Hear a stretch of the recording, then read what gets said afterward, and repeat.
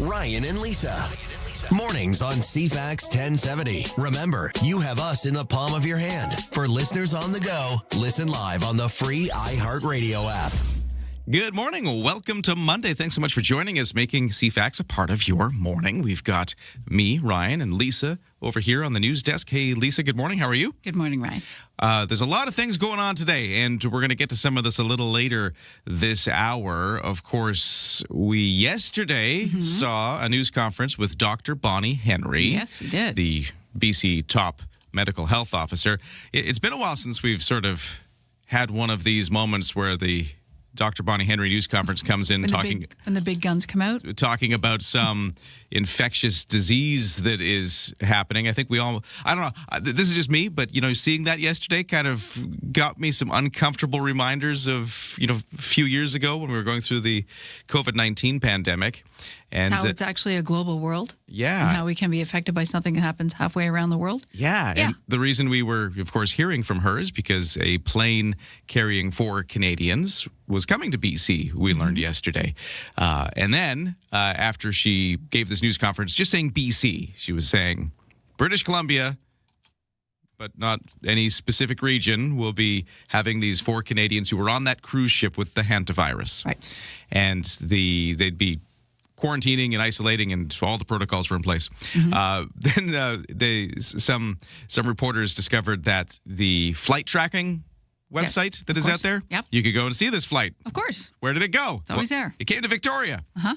So then all of a sudden it seemed very, very close. The story we'd been following halfway around the world on a cruise ship off the coast of Africa came to nest here. All of a sudden, here it was.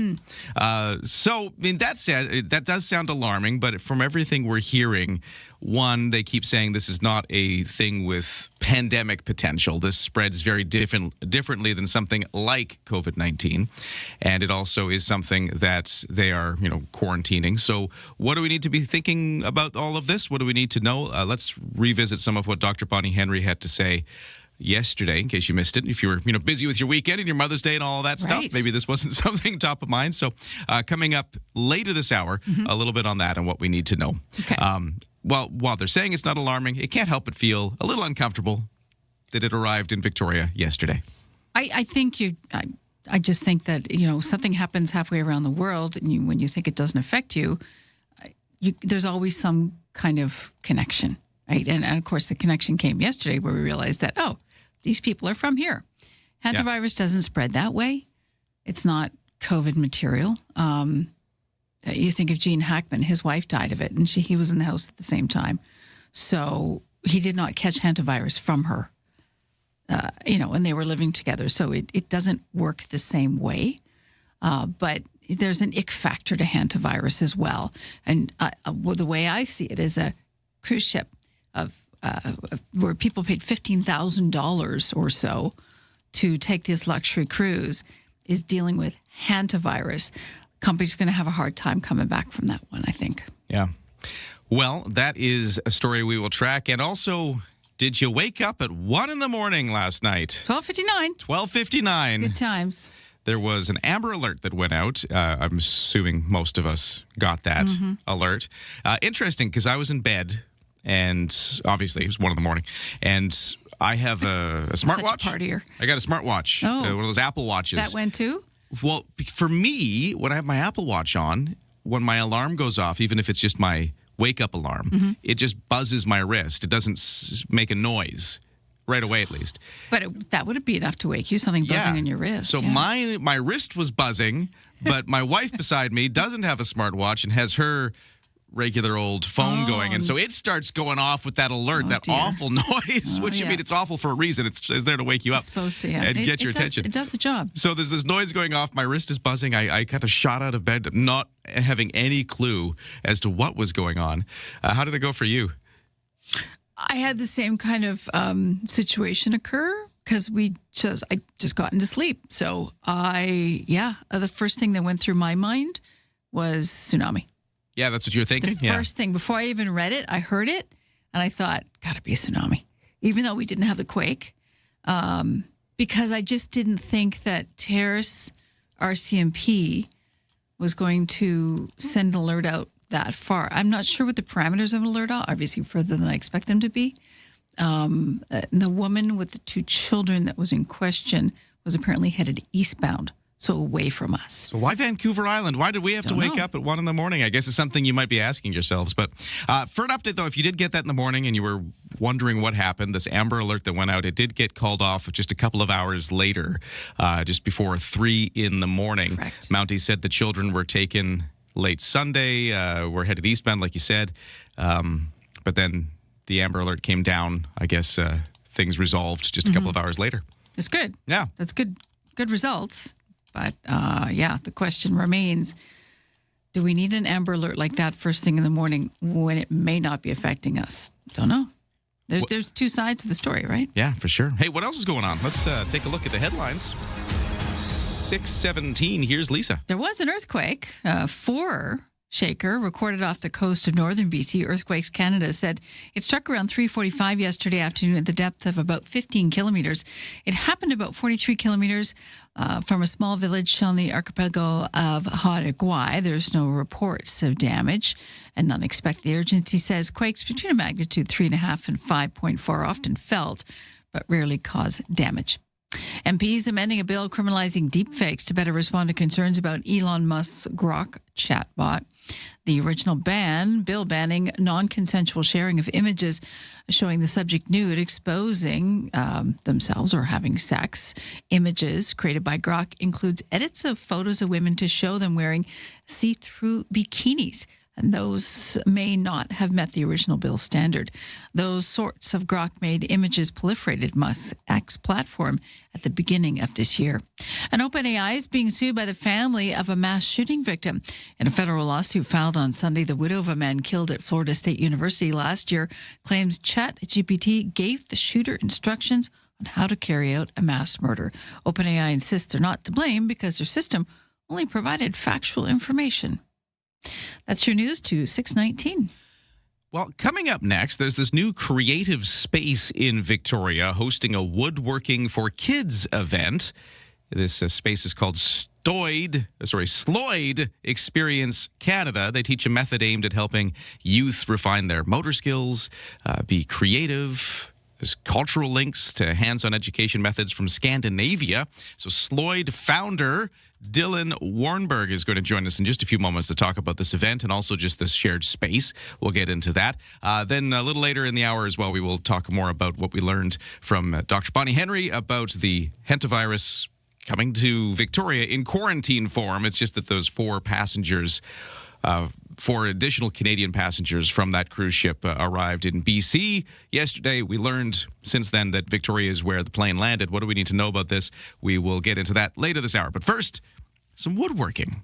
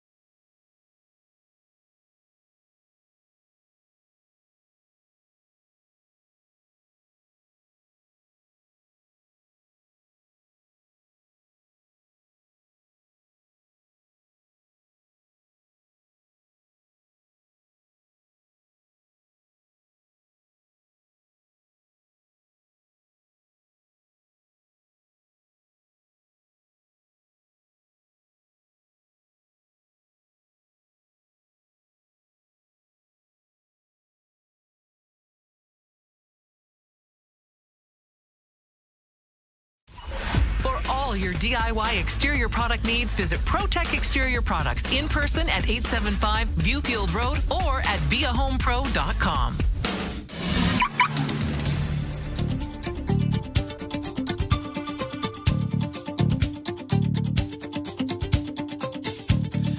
CFAX at 70 traffic and weather. Text at 71010 says, in Mill Bay, it's 7 degrees and chilly, sunny with clouds early this morning. Thank you for the weather report out of Mill Bay. 7 degrees there. I'm seeing 10 degrees for some other parts of Greater Victoria as we get into this day. Eventually, we'll hit a high of 21 degrees and mainly sunny. Tomorrow, we're also going to be sunny in the day, highs of 22 degrees, but the clouds start to roll in as the day goes on tomorrow. And by the evening, we're into a chance of showers. And then just kind of cloudy for the rest of the week and into the weekend with a chance of showers kind of coming and going as the week goes on. So while maybe not a major rain event, some scattered May showers may be coming at us over the course of the week once we kind of hit later tomorrow. Now to the traffic. No problems on the roads, no crashes, no accidents. If you see anything, do text me at 71010. I'd love any updates if you have a sense of how the commute is going, but no problems right now. We do have a one sail wait at 7 o'clock from Swartz Bay to Tsawwassen at BC Ferries. The 8 is your next vessel with any vehicle deck space left. Ryan and Lisa, mornings on CFAX 1070. Oversleepers, catch all the highlights on the latest audio podcast at CFAX1070.com and on the free iHeartRadio app. Well, the guest we were talking about just a few moments ago, we haven't been able to reach them yet, so we'll keep trying on the phone to reach out to the folks at Sloyd. But I did mention they had this event coming up for woodworking. It's a shared space in Victoria where they can do woodworking. And on May the 8th, which is this Friday, they have this thing called Sloyd Woodworking for Kids at Make Space. So Make Space is the shared space. So if you are curious and you've got a young person in your life who might be interested in trying out woodworking but doesn't have all the tools and expertise at home to learn from, well, this sounds like a thing to check out. I think you nailed it on the tools and expertise, because sometimes you don't have the older generation around to teach you. And so how do you learn these things? How do you learn how to knit and crochet, and how do you learn how to cook things properly and not burn water?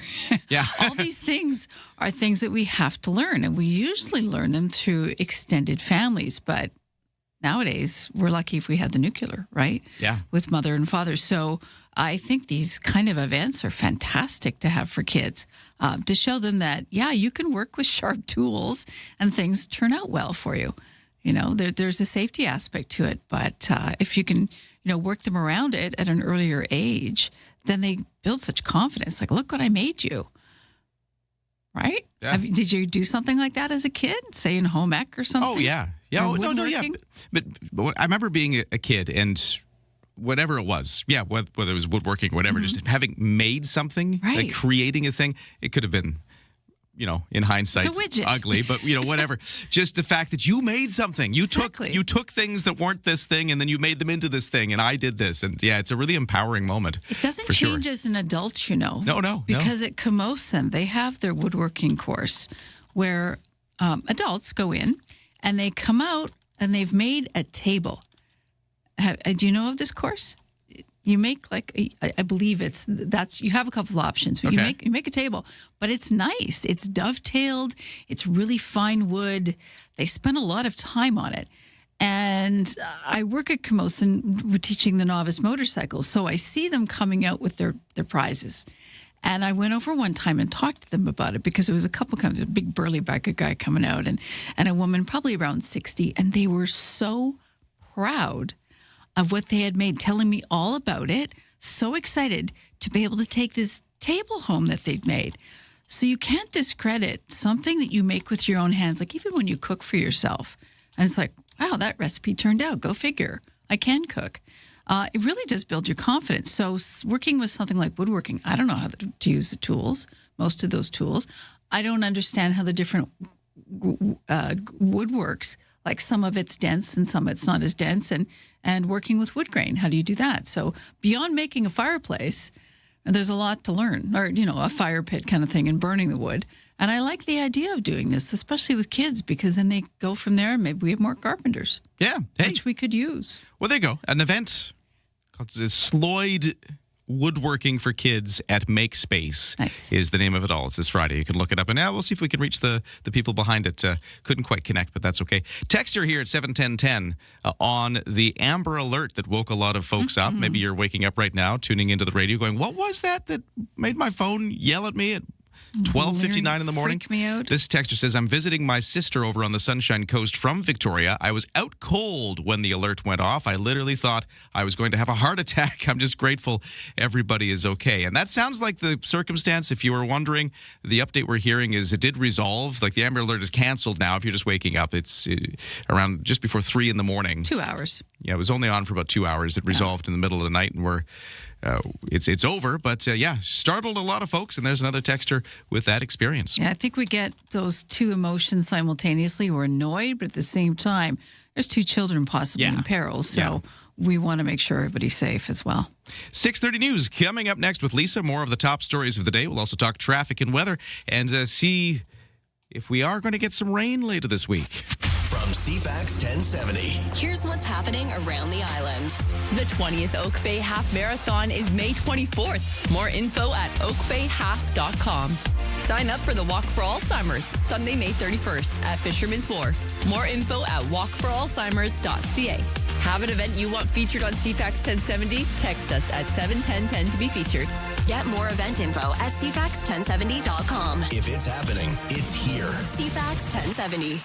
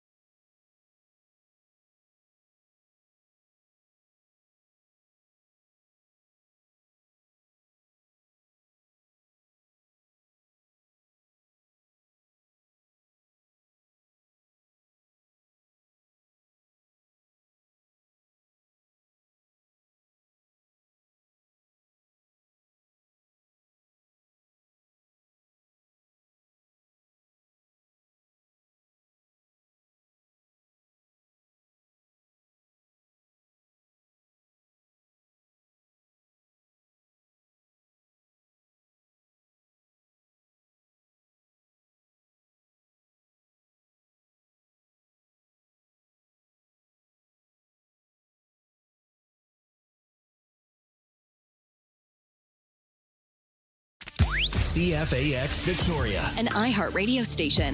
If it's happening, It's here. CFAX 1070.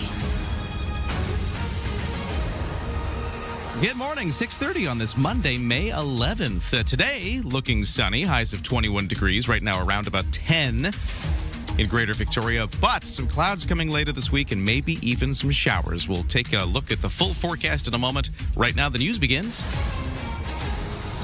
And here is Lisa Best. Thank you. 4 Canadians aboard that hantavirus ship are now back home in Victoria, BC. The ship docked in Spain's Canary Islands over the weekend. CTV's Jeremy Sharon has the latest information from health officials. According to the Public Health Agency of Canada and Global Affairs, the 4 Canadians took a chartered flight to Bagotville, Quebec, then switched planes to get to an airport in BC.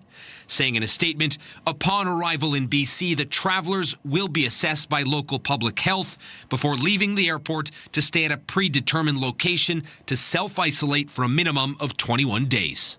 This is not another COVID, and the risk to the public is low. We'll be hearing more on this in the coming days. The 4 apparently self-isolating and not in contact with the public locally. So far, 2 other passengers among the 130 aboard the ship have tested positive for the virus. One of them is from France, the other from the U.S. Shaping up to be another tough summer for summer job seekers as fewer companies open up temporary entry-level or seasonal roles, given the economic uncertainties that continue to circulate. Alexandra Teo of Indeed Canada says being creative with your resume can help you stand out from a pile of generic AI-spun versions. Having a little quick video, like a 30 seconds, who I am, why I'm motivated. That's something I've seen companies as well react very, very positively with. A slower job economy has disproportionately weighed on youth looking for work as the overall employment rate has remained elevated. The federal government bill that would criminalize sexual deepfakes will now incorporate nearly nude images. MPs on the House of Commons Justice Committee recently made the amendment to the bill. The change comes after experts warned the bill would likely not cover many of the images created by Elon Musk's Grok chatbot, and that proliferated on his X platform. The original version of the bill would have criminalized the non-consensual sharing of images that show the subject nude. But experts said the images created by Grok, such as edits to photos of women to depict them wearing see-through bikinis, may not meet that standard. The bill must still make its way through the Senate before it becomes law. Karen Rebo, The Canadian Press. In the U.S., the National Transportation Safety Board officials are gathering details on a Frontier Airlines evacuation after a plane hit a pedestrian in Denver. The NTSB investigating that Frontier plane incident in Denver, where authorities say the aircraft killed a person who breached the airport fence and got onto the runway Friday night. You hear the pilot on ATC.com. Tower Frontier 4345, we're stopping on the runway. We just hit somebody. We have an engine fire. The plane en route to LA, the pilot aborting takeoff. There was an individual walking across the runway. One engine on the wing, seen in pictures severely damaged, caught fire, causing smoke on the plane and an emergency evacuation. We've got smoke in the aircraft. We're going to evacuate on the runway. Passengers taking to social media to complain about the slow pace of that evacuation off the plane and down that inflatable slide. The NTSB looking into that as well. Denver Airport reports 12 injuries, 5 people went to the hospital. I'm Julie Walker. Well, as gas prices continue to climb, stateside Energy Secretary Chris Wright tells NBC that the Trump administration is open to temporarily suspending the federal gas tax stateside. Meanwhile, the president is blasting Tehran's response to U.S. proposal aimed at aiming the war, with Iran calling it totally unacceptable. Donald Trump is warning U.S. bombing could resume. They are defeated, but that doesn't mean they're done. We could go in for 2 more weeks and do every single target. And economists are skeptical of the financial windfall promises for cities hosting the World Cup. That includes, of course, many stateside, but also Vancouver and Toronto. The security costs alone are enormous. We feel like that threat level is extremely high, especially in soft areas outside of the stadiums. That's Homeland Security Secretary Mark Wayne Mullen. He says in Texas alone, taxpayers are expected to cover hundreds of millions of costs. He says expecting 5 million people around the world to show up in that region. And the Beatles are returning to one of their iconic sites with a new experience in London. The company founded the Beatles Apple Corps, announcing today that it will open a 7-floor attraction at their early headquarters. The building is where the album Let It Be was recorded, on the rooftop and the site of their very last performance. That's your news to 6:35.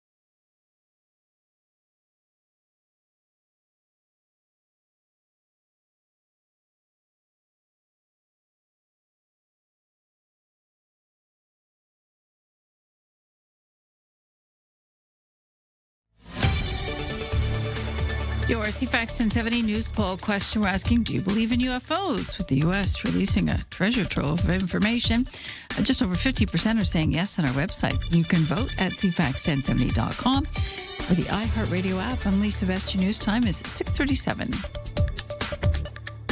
Well, let's take a quick look at the weather before we do our CFAX 1070 sports. You're waking up into a clear, sunny day, a few clouds possible, and highs of 21 degrees. Right now, we're sitting at 10 degrees, but we will be clouding over sometime later tomorrow, and a chance of showers shows up about then. But today, though, sunshine and dry is what you can expect. Over to CFAX 1070 Sports. In the NHL playoffs, Montreal Canadiens finding their offensive punch in the second round of the NHL playoffs. After dropping the opening game of the best-of-7 series with Buffalo, the Canadiens have now outscored the Sabres 11-3 if you add up the last couple of games. In the back-to-back wins they saw, they've grabbed a 2-1 lead in the series. And yesterday, as part of that, the Canadiens beat the Sabres 6-2 in Montreal to win 2 in a row for the first time in this year's postseason. So Montreal Canadiens and Buffalo, that's how that series is shaping up. We've got the Anaheim Ducks beating the visiting Vegas Golden Knights 4-3 on Sunday to even the second round of their series at 2 games apiece. Game 5 for them going Tuesday in Las Vegas. And the NBA playoffs continuing. Tonight, we've got one game in Los Angeles where the Lakers will try to avoid a sweep in their best-of-7 Western Conference semifinal series against the defending champion Oklahoma City Thunder. Elsewhere, the Detroit Pistons will be aiming to take a 3-1 series lead in their Eastern Conference semifinal series when they visit the Cleveland Cavaliers. And in baseball, Tampa Bay Rays opening a 3-game road series against the Toronto Blue Jays today. Now, the Rays took over first place in the American League East yesterday with a 4-1 win over the Boston Red Sox. The Rays and Yankees are now the only AL East teams with records above 500. And that is your CFAX 1070 Sports to 639.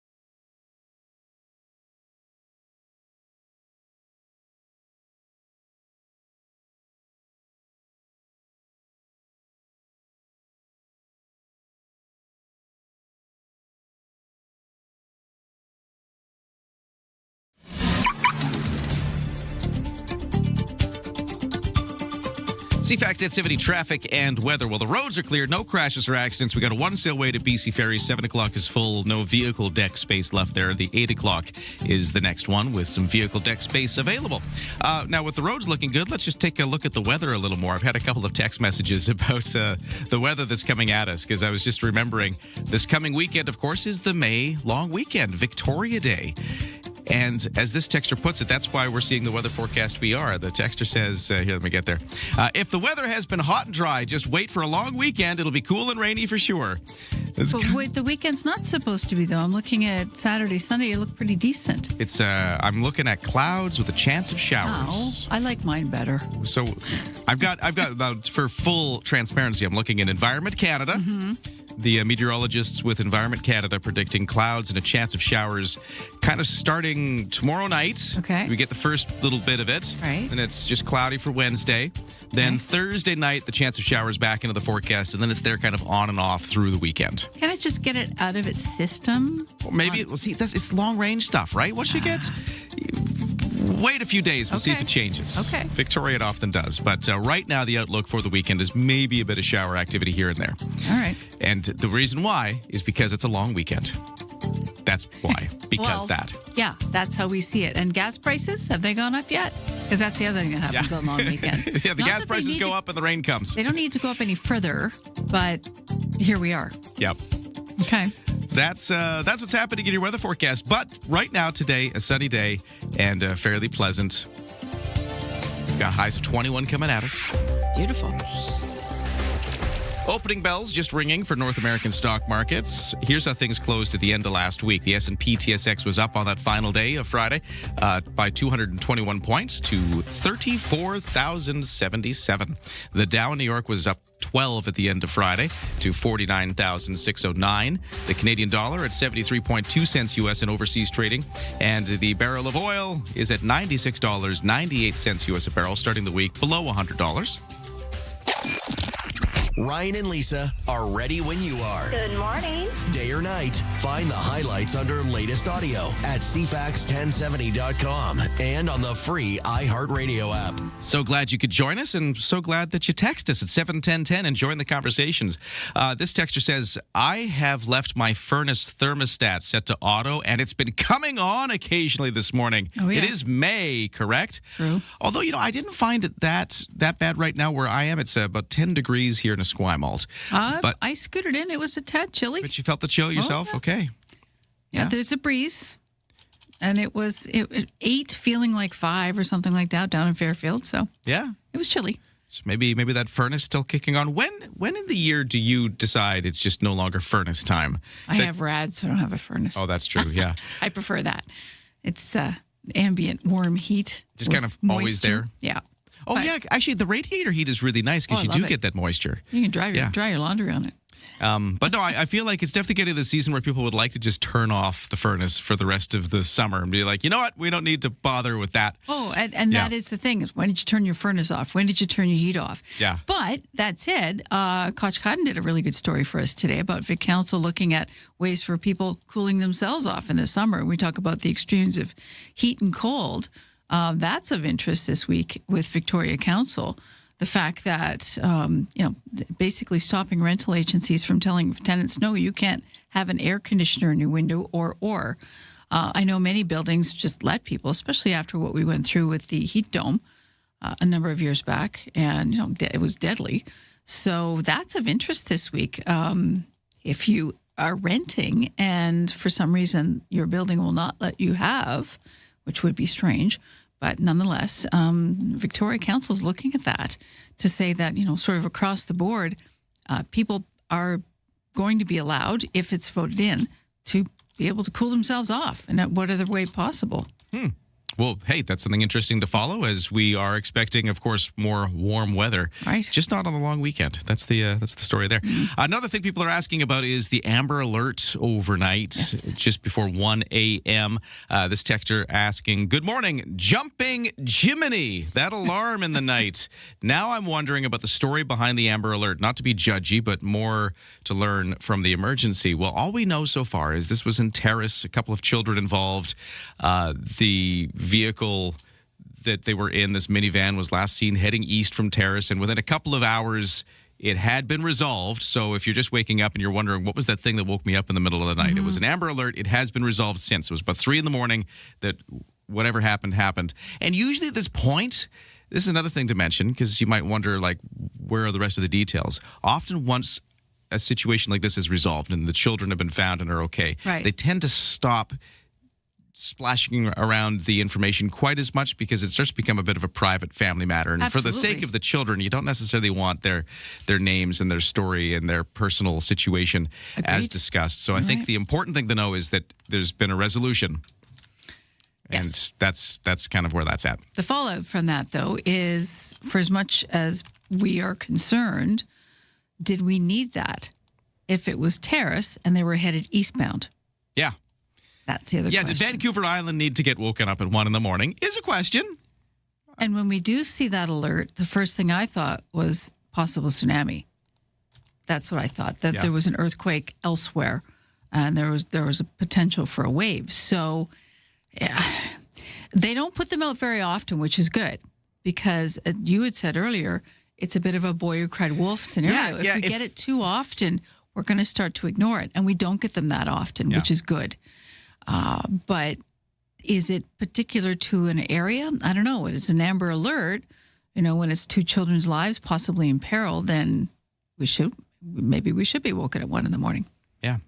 Well, that's one of the stories we're following. The other thing is, yesterday we learned that the plane carrying 4 Canadians who were on the cruise ship that was affected by hantavirus. It arrived in Victoria yesterday.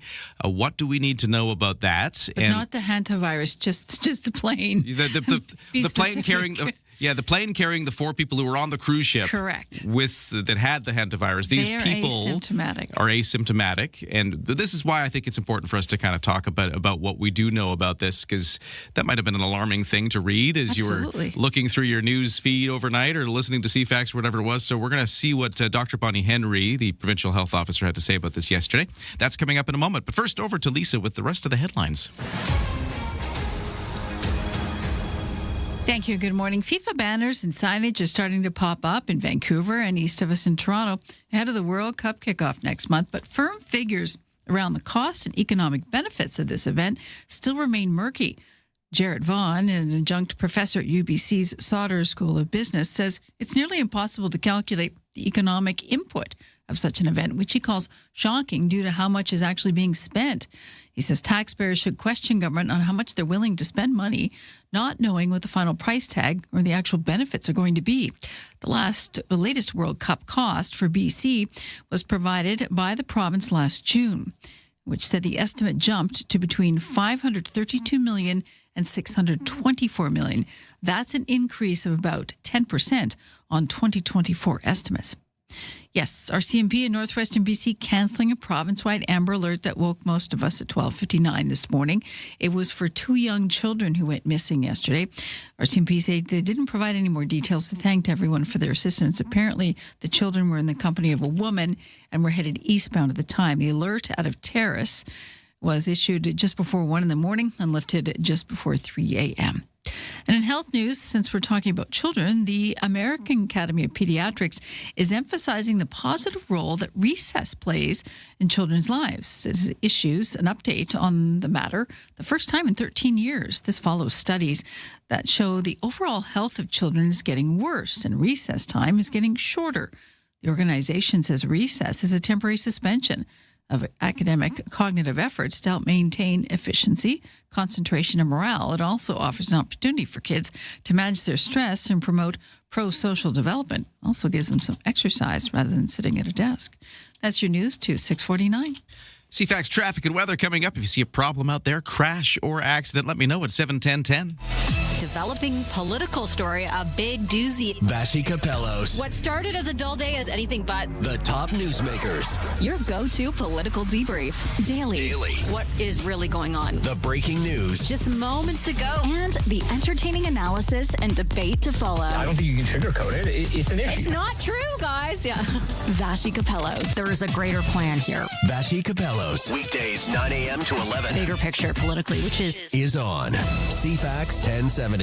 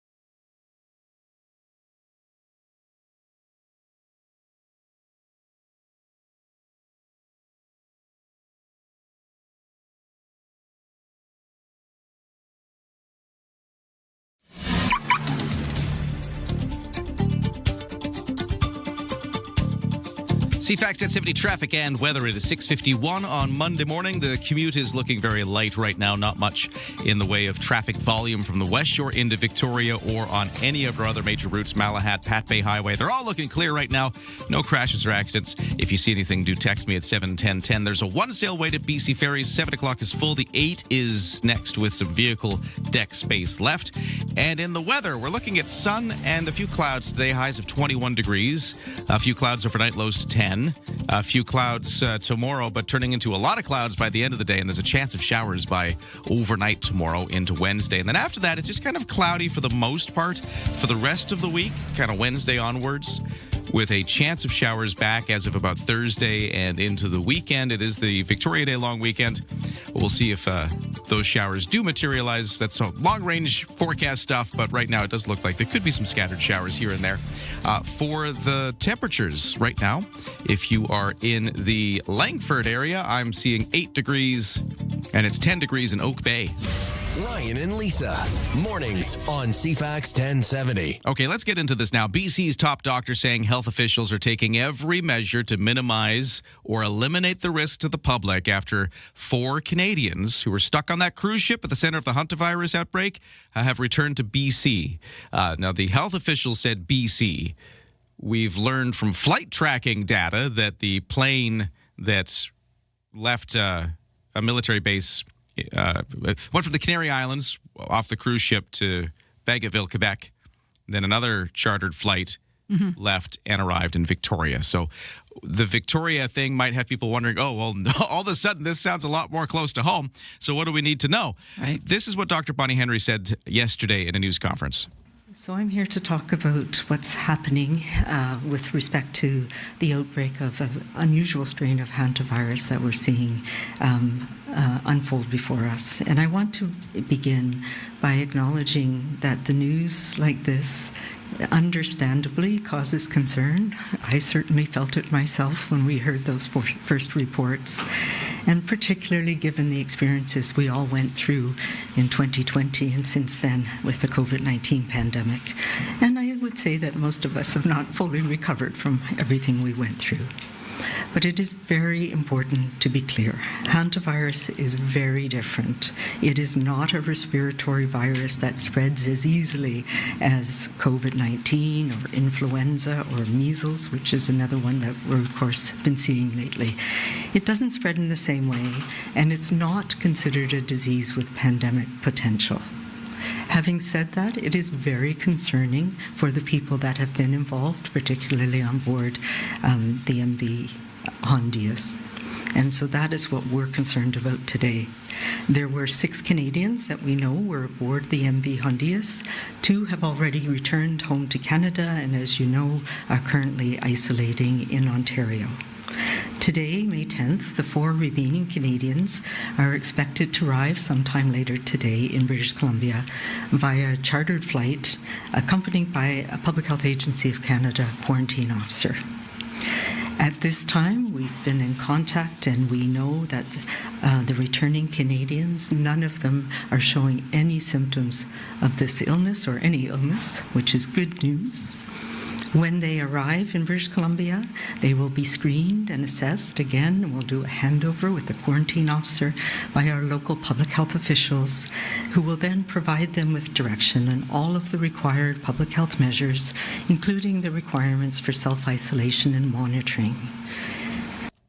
That again, Dr. Bonnie Henry yesterday. So she was mentioning that this was coming. It now has happened because that was yesterday that she was speaking. And she did mention there'll be another update later today. But yeah, I think some of the key takeaways there, and we've heard this before from other health officials, that it's not a disease that they expect to have pandemic potential. I think that was the term she just used there. Right. It doesn't spread the same way as something like COVID did. So it's not like we're worried about it in that sense. But that said, they still have apparently taken these Canadians that arrived in Victoria and escorted them to some kind of quarantine location. I think they're all quarantining in something different, or they didn't really say exactly. No. They didn't want to get into the individual specifics about these individuals. And we don't even really know exactly where they are, other than that the plane landed in Victoria. Right. So, I mean, you'd assume that somewhere in the vicinity. But lots of places you can sequester yourself away. Yeah.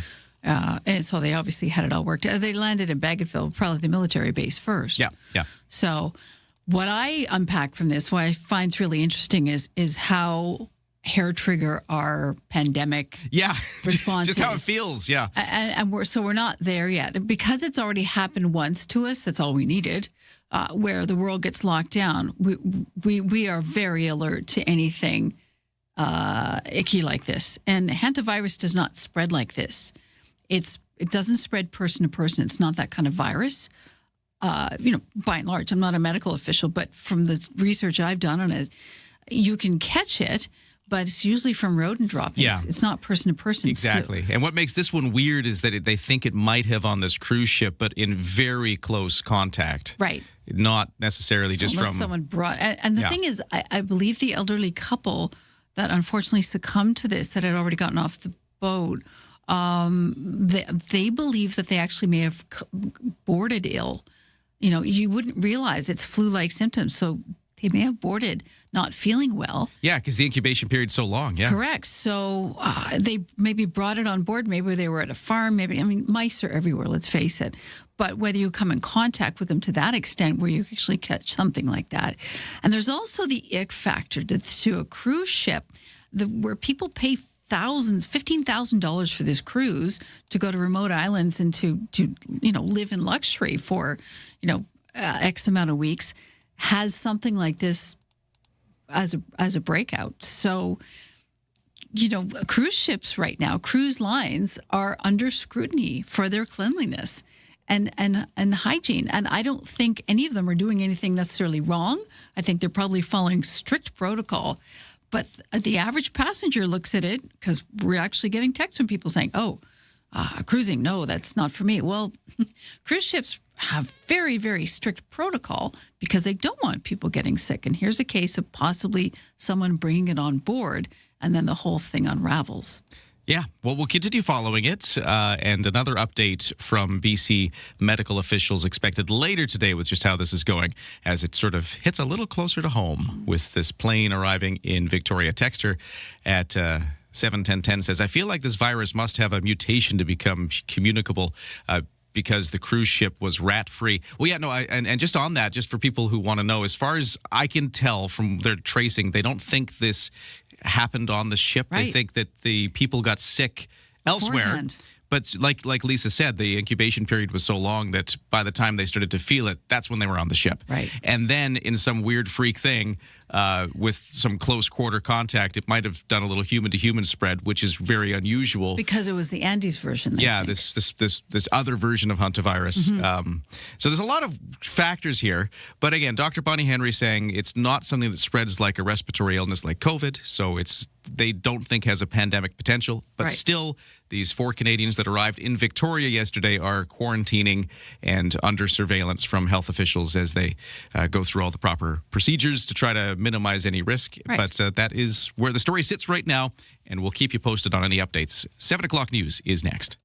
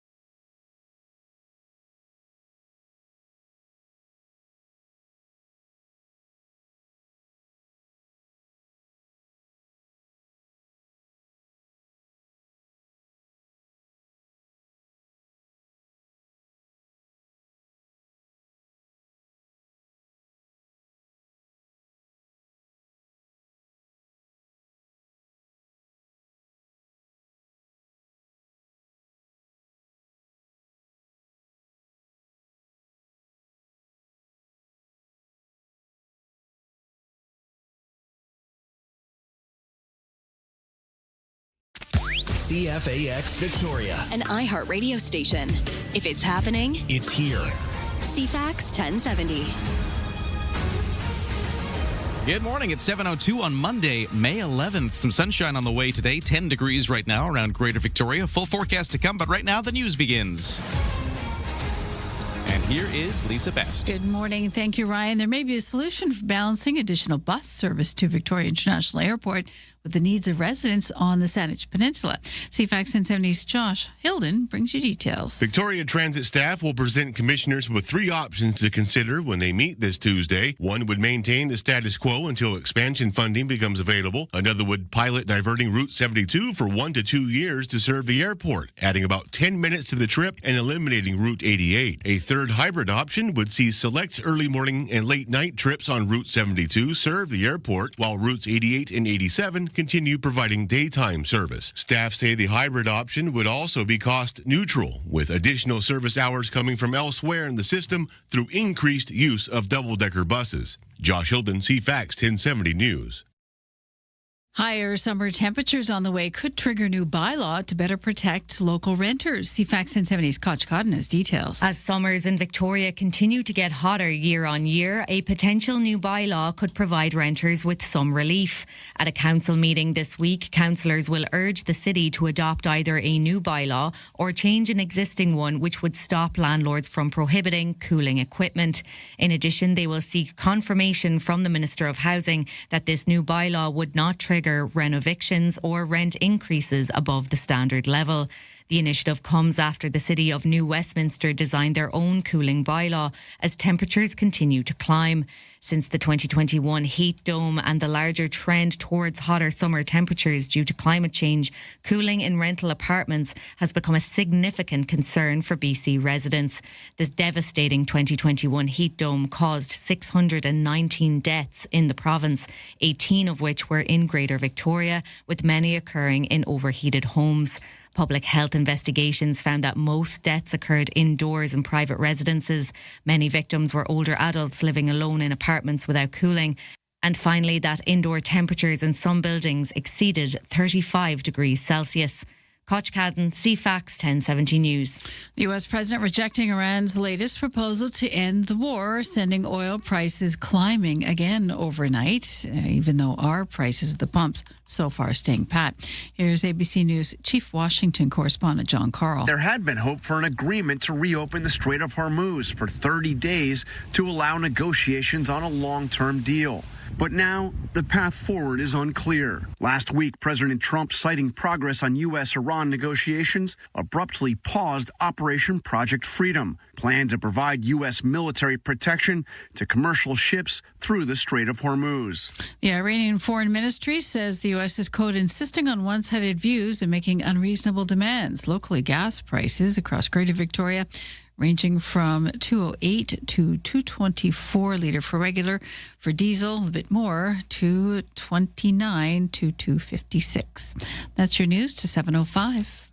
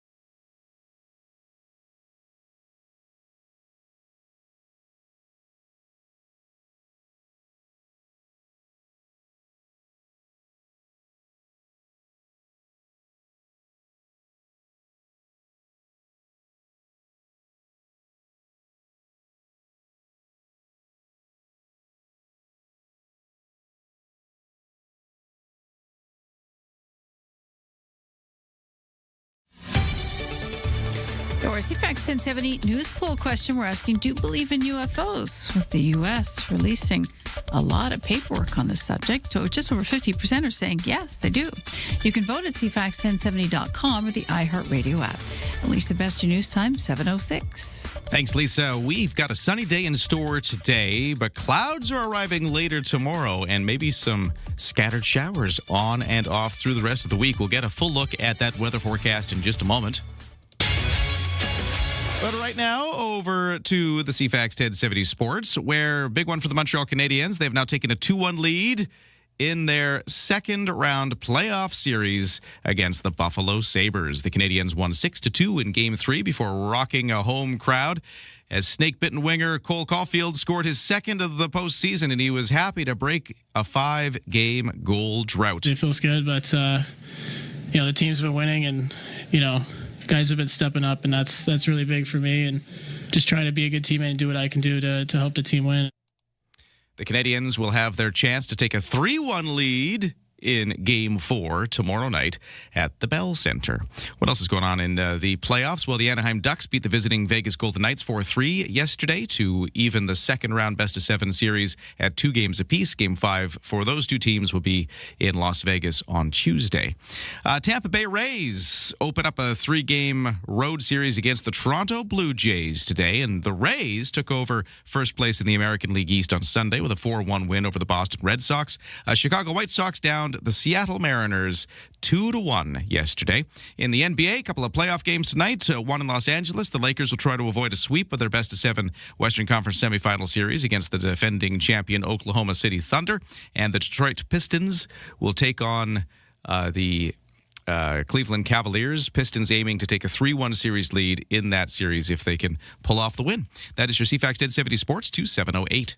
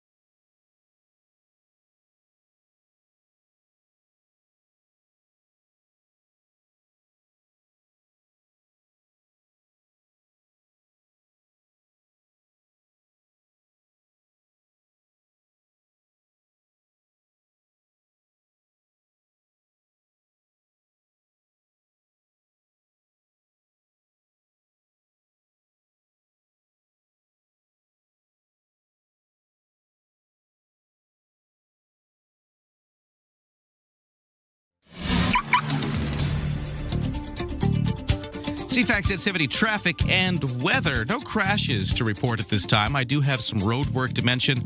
Blanchard, around about Bay Street, the northbound Blanchard Street lanes will be reduced to 1 lane from Bay to Hillside as some paving work is going on there. So watch out for possible delays. Again, that's northbound today, and it'll be all through the week, actually, northbound on Blanchard between Bay and Hillside. No crashes, no accidents, no other major issues, no sailing waits at BC Ferries. The 8 o'clock sailing is next. Lots of room left for vehicles as well as foot passengers. In the weather, mainly sunny today. Highs of 21. It's a little cooler by the water, but a pretty decent day. A few clouds tonight, lows down to 10, but then tomorrow we start with some sunshine. We eventually cloud over and get to a chance of showers by later into the day, either into the afternoon or evening. Not necessarily a major rain event expected, but a chance of scattered showers across the greater Victoria area for that ending of the day yesterday. Then for Wednesday, it's cloudy. For Thursday, we might see some showers again in the evening or overnight Thursday into Friday, and then that kind of continues through the long weekend. Clouds with a chance of showers is the long-range forecast right now as we look ahead to the Victoria Day long weekend. Here are the temperatures we see right now. If you are in downtown Victoria, we've got a temperature of 10 degrees right now. Same at the Victoria International Airport, where it's 10 degrees. Getting that first look at the markets. How are things shaping up on this Monday morning? S&P TSX has started the day up 197 points to 34,274. The Dow in New York is up 42 to 49,651. The NASDAQ has dropped 21 points down to 26,225. Canadian dollar at 73.2 cents U.S. and that barrel of oil up $1 to $96.47 U.S. The best way to start an island morning. Ryan and Lisa on CFAX 1070. Well, this texter here at 71010 is thinking exactly like I was. Here's the text. Okay. Hey, Ryan or Lisa, could you explain how a motorcycle could hang from traffic lights near Delta after a BC collision in Vancouver? Just saw this on my social media feed. Well, texter, I was having the same thought when I saw that story over the weekend coming out of Vancouver. The sight of a motorcycle literally hanging from, like, right beside where the traffic light is above an intersection. And you think, how could this happen? Right. And the first thing I thought was, I got to talk to Lisa about this. What did you think as you saw that over the weekend, Lisa? Well, I had two thoughts. I figured what happened, like, I'm not on the scene investigating this, obviously. The car turned left in front of the motorcyclist. So a couple of things could have happened. Could have been a stale green where the motorcyclist was sort of running for the light and the car was turning left in front of them. But the car was definitely turning left. So unless the light was red, the car's in the wrong. However, the motorcyclist may have been speeding. Don't know. As usual with the motorcyclist, we get the worst of it. So the motorcyclist is in hospital with serious injuries. The driver of the car was pretty much unhurt. What happens in a situation like that is if the bike hits a certain way, it will go airborne, possibly flip over. I have a feeling, though, that happened, depending on the speed, that the last thing you do is let go of the grips. It's just, you just hang on. It's what your lizard brain kicks in. So, and that's the grips are also where the throttle is, right? That's the thing. So, so if the rider jacked the throttle, then that would sort of create this Uber wheelie effect, and that could have pushed it. The car would have acted sort of like a ramp. So it kind of basically jumped the car. Yeah, well, yeah, the car would act like a ramp and go that high. The fact that it went that high, I don't know if the rider held on that whole time, but it had to have been terrifying. Really, that's terrifying. And the majority of collisions involving vehicles, of any sort, and motorcyclists happen at intersections. So there's a classic case of car turned left, motorcyclist for whatever reason wasn't ready for that, and that was the outcome. It was just wild, though, to see this picture. And by the way, if you know the area, this was in Delta on the mainland. Scott Road was the road that it happened on. It's Saturday around 3 o'clock. And the aftermath, you just see these images of the down below. There's a bunch of police officers and police tape as they investigate the collision. But then up above, way up above, hanging off of a traffic light pole, it caught in there. Yeah, it looks the motorcycle mobile. I'm calling it. Yeah, it looks like somebody staged it because it doesn't look real. Right, actually, it looks like a stunt bike. And this texter at 71010 says, I thought it was the graduating UBC engineers because those guys are always hanging Volkswagens off of bridges. Oh, good point. Yeah. It almost looks like it was staged, but no. And I think what you're saying kind of makes sense. Yeah. If use the car as a ramp, if the rider not on purpose, not on purpose, because of the crash and the driver held onto the throttle a little too tight, and as the rider does, as we do, we hang on. It's just. You try to stop it from happening. It's like your lizard brain takes over, and you'll do whatever you can to stop what you're seeing unfold in front of you from happening. So they would have held on for how long, I don't know. And the rider is in serious condition, so hopefully they make a full recovery.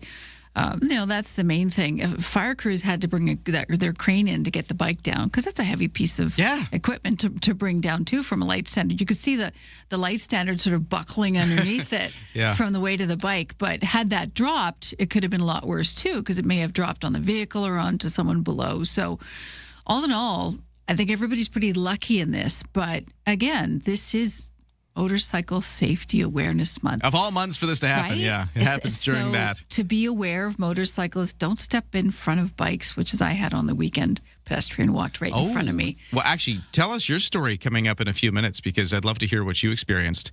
We should take a break, though, and get to the news headlines. But let's hear what you might not have been hanging off of light poles, Lisa, but you had your own motorcycle incident. So we'll get to that in just a few moments. Oh, by the way, the motorcycle rider was okay. He was hurt, but not life-threatening. He's in serious condition, so... Yeah, but he wasn't dead, which is nice. That's always positive, yeah. It's positive. But there you go. That was, the line was the motorcycle rider sustained serious but non-life-threatening injuries and was transported to the hospital. We'll have more on motorcycle safety in a moment. But first, here are the headlines with Lisa. We'll talk hantavirus safety. BC Health Officer Dr. Bonnie Henry says she understands everyone's concern about this virus. 2 Canadians, of course, evacuated from the cruise ship are at the center of the outbreak, and they're now quarantined being monitored here in Victoria. Henry says her stomach did clench when she first heard about the outbreak, but points out hantavirus doesn't spread like COVID. She says other experts say hantavirus is not considered a disease with pandemic potential. U.S. President rejecting Iran's latest proposal to end the war that sent oil prices climbing again overnight, making an already shaky ceasefire even more fragile. China is Iran's biggest buyer of sanctioned crude oil, which gives Beijing extra leverage. Young people facing tough summer labor market woes. Easiest, most common way to look for a job, posting online, but experts recommend talking to people too.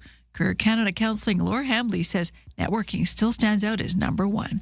That's your news to 7:17. Coming up next, maybe you heard this in the news just before the weekend. The federal Conservatives raising the alarm about the snowbirds. Could the snowbirds, Canada's, aerobatic team that does all those tricks above us here in Canada all year round, could they be going away? That is what we're hearing from Conservative Member of Parliament for Cowichan and Malahat Langford, Jeff Kibble, who's joining us in just a moment to talk more about this, why this is a thing we're worried about. We're going to get into that in just a moment, right after traffic and weather.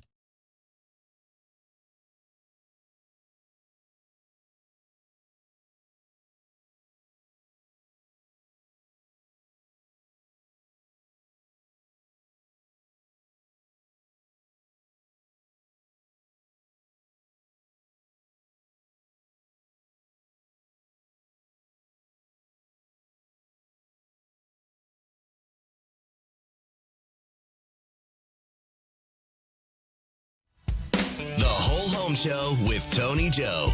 Everyone wants to know about real estate. Is the market going up or down? Time to buy or sell? How can government programs and policies affect you? Hear from local experts on topics like appraisal, inspection, investment, and others on how to maximize your real estate sale. Providing info on everything you needed to know about real estate. The Whole Home Show with Tony Joe. Saturdays at noon on CFAX 1070.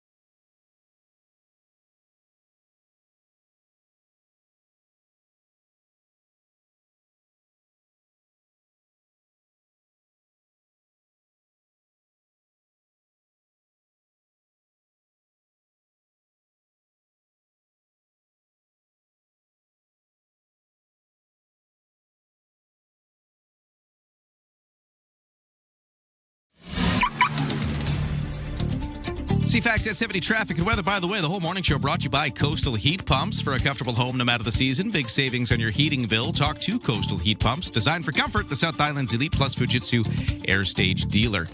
On the roads, no crashes or accidents at this time.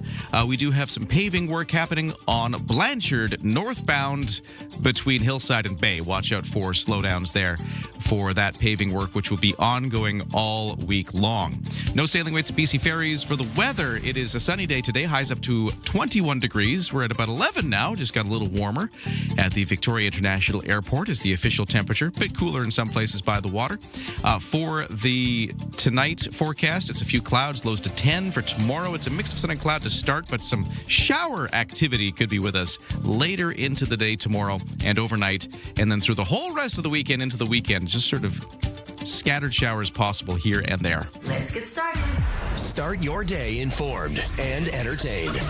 Ryan and Lisa, mornings on CFAX 1070.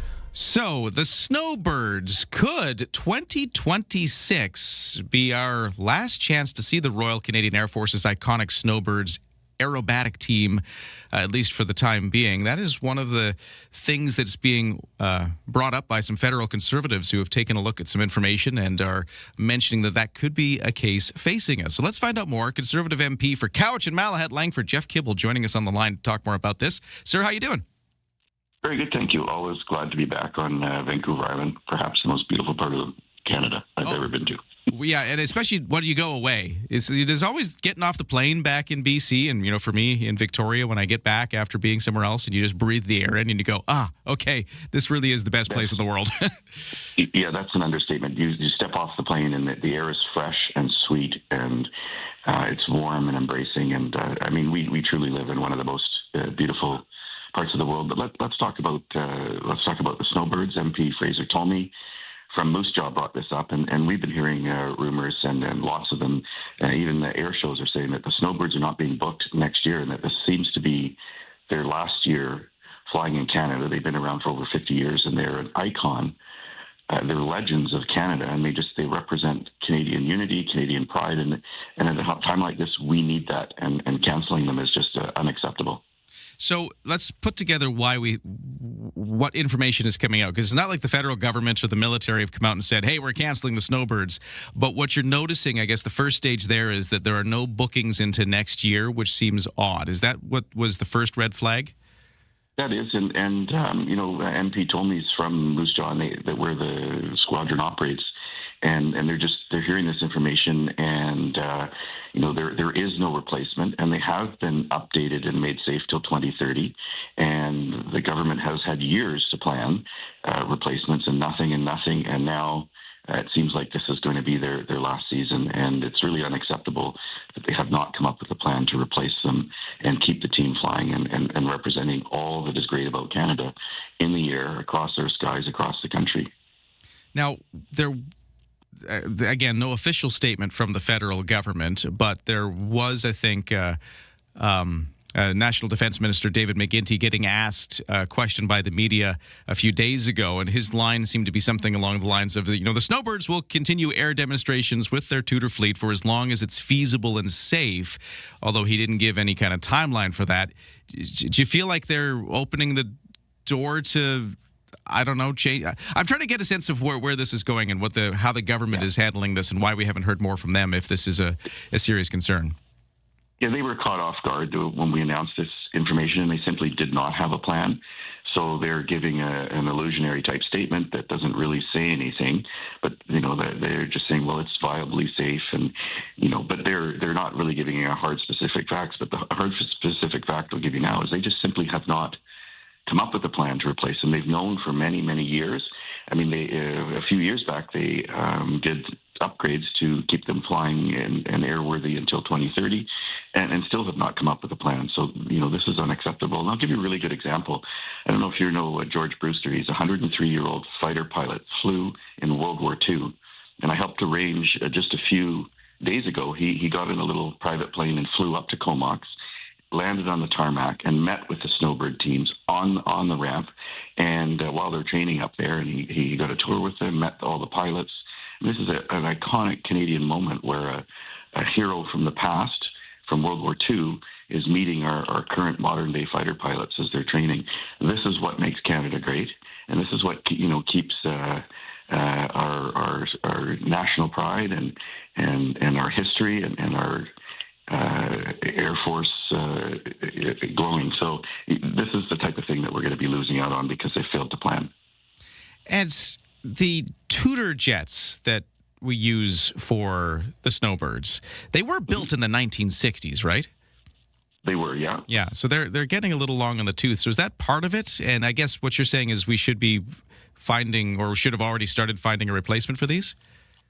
Yeah, absolutely. You know, the safety of the pilots and the team is paramount, of course. And there have been extensions made, and right now they're deemed airworthy till 2030. They're safe to fly. You know, it is a dangerous activity, but they're safe to fly till 2030. And the government has known for years, 10 years, they've been making announcements that they're going to discuss looking at, or come up with this, or come up with that, so it's not a surprise to them. And they failed really to plan.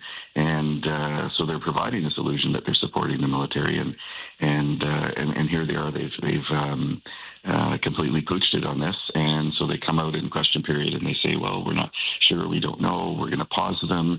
The fact is that we need to keep the Snowbirds team flying in its current configuration until they can quickly come up with a viable replacement. Yeah, the pause you've mentioned, I've heard that as well, that there's this idea that the Snowbirds are not canceled, but maybe paused for a period of 5 years. And I guess, again, I'm asking you, and you're not the government, so I know this is not a fair question for you, but would the idea be that buys them time to find some replacement jet? Is that what you think they might be trying to do? This is all an illusion. They're saying viable and pause, and we're not sure, and this is important. They need to come up with this and present Canadians with a plan of how they're going to keep the Snowbirds flying and keep these Canadian ambassadors that do work all over the world, by the way, representing Canada around the world. They need to keep them in the air. So they have no plan. They've been caught with their pants down, and we're calling them out. And that's not just this. There's many illusions that the Liberal government is presenting where they're saying, hey, we're doing this or we're doing that. And it turns out it's not true. They announced 20% pay raises for the military, and they're saying, this sounds all great and everybody thinks that's great, but what they don't say is that they're cutting back other benefits, overseas postings and housing benefits, and the pay for 20% is only for the lower ranks, not the higher up ranks. And so the net result of what's actually happening, and I'm getting phone calls all the time, people's pay is going down. Their net pay is going down because of all the benefits they're taking away. They say one thing, they do the opposite. It's an illusion. They say one thing about the Snowbirds, and they say viable and maybe, and we're not sure, but they need to come up with an actual plan that's going to work. Well, that is the story from Jeff Kibble. He is local Conservative MP representing Cowichan, Malahat, Langford. And are the Snowbirds at risk of going away? Sure sounds like it from the evidence you've got here. Thank you so much for telling us the story. Thanks very much. Always appreciate talking, and hopefully we can talk again soon about some other very important issues. Yeah, sure. I'd love to. Let's get that set up. We'll talk again soon. But in the meantime, we gotta let you go because the 7:30 news is next on CFAX 1070. But yeah, how do you feel about the idea that the Snowbirds might be going away? This texter says, "Yikes! Snowbirds are part of building national pride. What symbol will we have for national pride in its place?" Good questions. We'll keep talking about it. Right now, the 7:30 news is next. The Whole Home Show with Tony Joe. Everyone wants to know about real estate. Is the market going up or down? Time to buy or sell?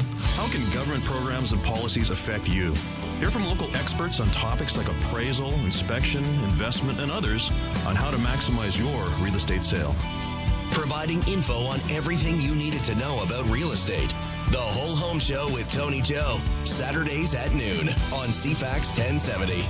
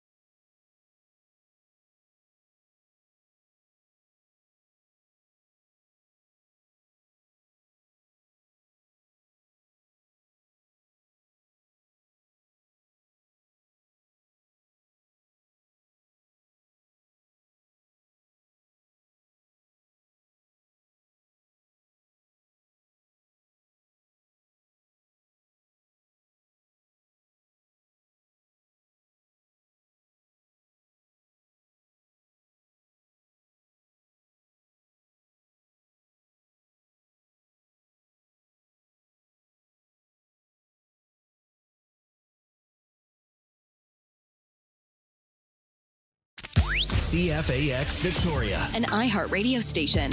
If it's happening, It's here. CFAX 1070. Good morning. It is 7:31 on this Monday, May the 11th. Sun and cloud today, maybe more on the sunny side. Highs of 21 degrees expected. 11 right now. The full forecast to come right now. The news begins, and here is Lisa Best. Thank you, Ryan. Good morning. After we all got the alarm at 12:59 this morning, RCMP in Northwestern BC have cancelled a province-wide Amber Alert. It was issued for 2 children. That alert canceled about 2 hours later in the 3 o'clock hour. They didn't provide any further details, but did thank people for their assistance. They say the children were taken late Sunday from an address in Terrace and were apparently headed eastbound. The children believed to be in the company of a woman. Provincial Health Officer Dr. Bonnie Henry confirms 4 Canadians who were aboard a vessel involved in the hantavirus outbreak in the Atlantic arrived in BC yesterday. In Victoria. Henry added that all 4 remain asymptomatic, will be screened and assessed by local public health officials and taken directly to safe, prearranged lodgings where they'll begin a 3-week initial self-isolation period under daily monitoring by public health teams. Ahead of the press conference yesterday, Henry insisted that at no point during their arrival or isolation period were the 4 in contact with the public. Henry says it's a very challenging time for these 4 Canadians, and public health teams are committed to support them through the process. She says she understands that BC residents may be concerned about the presence of the 4 in the province, especially post-COVID-19 pandemic, where she reiterates what other experts have said as well, that hantavirus does not spread in the same way that COVID does. Victoria city councillors focused on summer heat this week, adopting or changing an existing bylaw that would stop landlords from prohibiting cooling equipment. In addition, they will seek confirmation from the Minister of Housing that this new bylaw would not trigger rent evictions or rent increase above the standard level. The initiative comes after the City of New Westminster designed their own cooling bylaw. As the temperatures continue to climb, we get hotter and hotter summers. On that note, Southern California facing triple-digit heat and fire danger today. Highs are expected to be at least in the 80s, 90s Fahrenheit. Some inland temperatures could be 100 degrees. Vegas is supposed to be 41 Celsius today. The National Weather Service says today will be the hottest day of the week stateside. A mainline collision over the weekend getting lots of traction online. An airborne motorcycle. On social media, the aftermath saw the bike precariously dangling from a traffic light above the busy road mid-afternoon Saturday. This happened on the border of Surrey and Delta. Police say the rider has serious but not life-threatening injuries. The driver of the car involved was not injured. Fire crews actually had to bring a crane in to remove the suspended motorcycle dangling from the light standard. Global oil prices jumping overnight, stocks falling over concerns of higher energy prices that could slow the global economy. Oil prices rising again after President Trump rejected Iran's response to a U.S. peace proposal. The president saying, "I have just read the response from Iran's so-called representatives. I don't like it. Totally unacceptable." Regular fuel prices across Greater Victoria stations stayed pat over the weekend. Regular fuel, $2.08 to $2.24 a liter. The diesel, of course, much more, $2.30 pretty much to $2.56. Shaping up to be another tough summer for job seekers. Fewer companies opening up temporary entry-level or seasonal roles, giving economic uncertainties.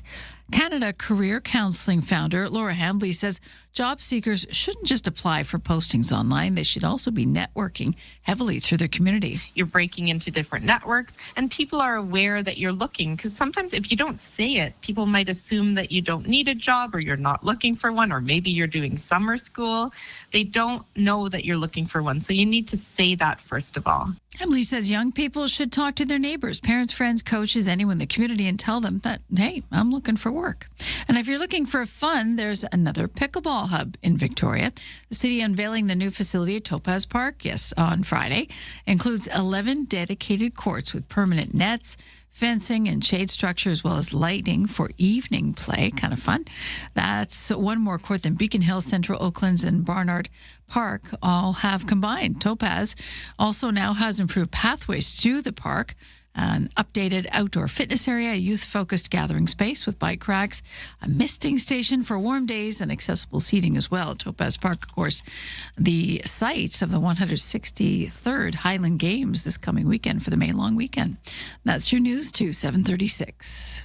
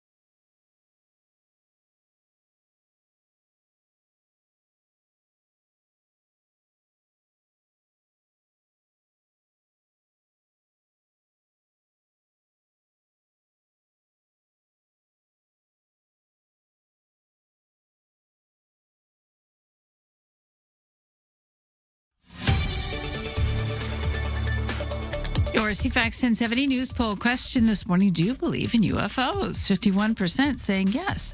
You can vote now, CFAX1070.com or the iHeartRadio app.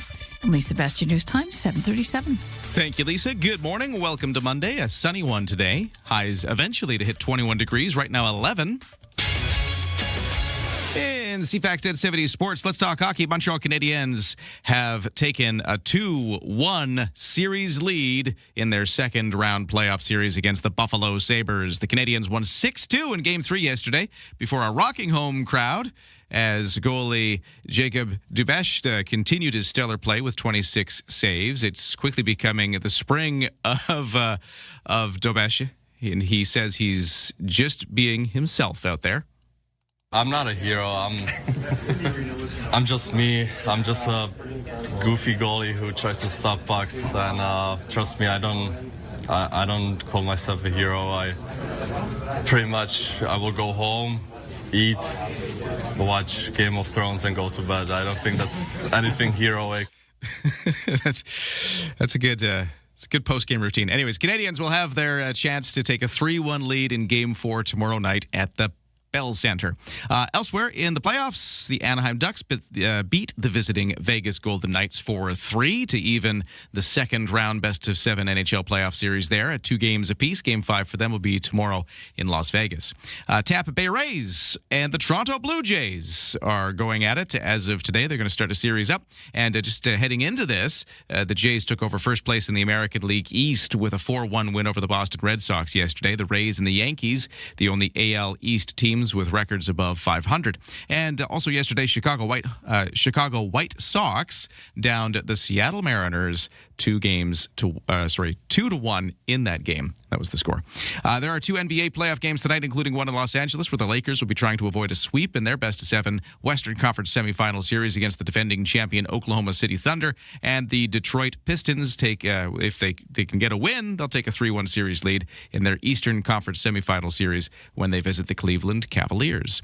That's your sports to 7:39.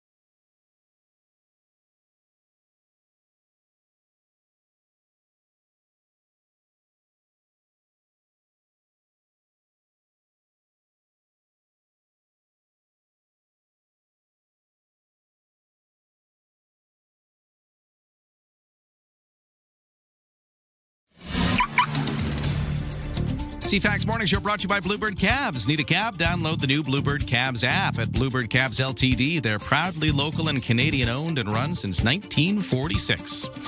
On the roads, no crashes or accidents for the West Shore commute. The volume delays have, of course, built up at this point in the morning, but nothing unusual other than just a little volume. In fact, it's lighter than usual. It often happens on Mondays and Fridays, seem to be the flex days for a lot of workers, and I would say the volume delays are lighter than usual at this time.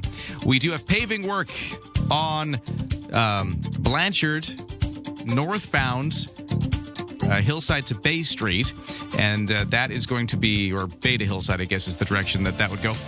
It is causing a one-lane reduction heading northbound. Southbound seems to be unaffected, but yeah, watch out for an extra slowdown there if you're heading up Blanchard from Bay to Hillside. Now to the BC Ferries, no sailing waits right now, and to the weather, where we've got a sunny day today. A few clouds, highs of 21, cooler by the water. A few clouds tonight, lows to 10. Tomorrow, we start with a mix of sun and cloud, but a chance of showers with us by later in the day tomorrow. And we will see chances of showers on and off right through the rest of the week with fairly overcast skies heading in towards the long weekend. On the markets, S&P TSX in Toronto up 162 at this point in the day to 34,239. The Dow is up 82 to 49,691. The Canadian dollar at 73.3 cents US, which is up a little bit from Friday's close. And the barrel of oil is at $97.27. That's up $1.85 over the close on Friday. It's all here. News, weather, traffic, and community events. Ryan and Lisa, mornings on CFAX 1070. Speed believed to have been a factor in that crazy crash that left a motorcycle hanging off of a traffic light standard in the Delta area over on the mainland back on Saturday. And images of this have been all over social media over the last few days, getting attention far and wide because it's just so bizarre looking to see the aftermath of this motorcycle hanging so high. And we were talking about this earlier, Lisa, and you mentioned you had your own incident, not quite as dramatic, but you had something that happened as well. Well, I think everybody's busy this time of year, right? Yeah. And we're a little sidetracked with things going on, and understandably. But just a reminder for pedestrians: don't walk in front of vehicles. Is that the reminder? In general, yeah. Did you have a visceral experience with this over the weekend? Yeah. Well, the thing is, too, on a motorcycle, because you can hear it, I have pretty loud pipes. Yeah. They're legal, but they're loud. So yeah, I was surprised. But if you're wearing earbuds, maybe you don't hear it. So just to be aware for pedestrians, just make sure, double check for vehicles before you cross the road. What happened to you? Oh, I had to emergency brake. Okay, so you're going down the road, somebody just jumps out into the road? Came from between two vehicles, and so an adult, and was very sorry.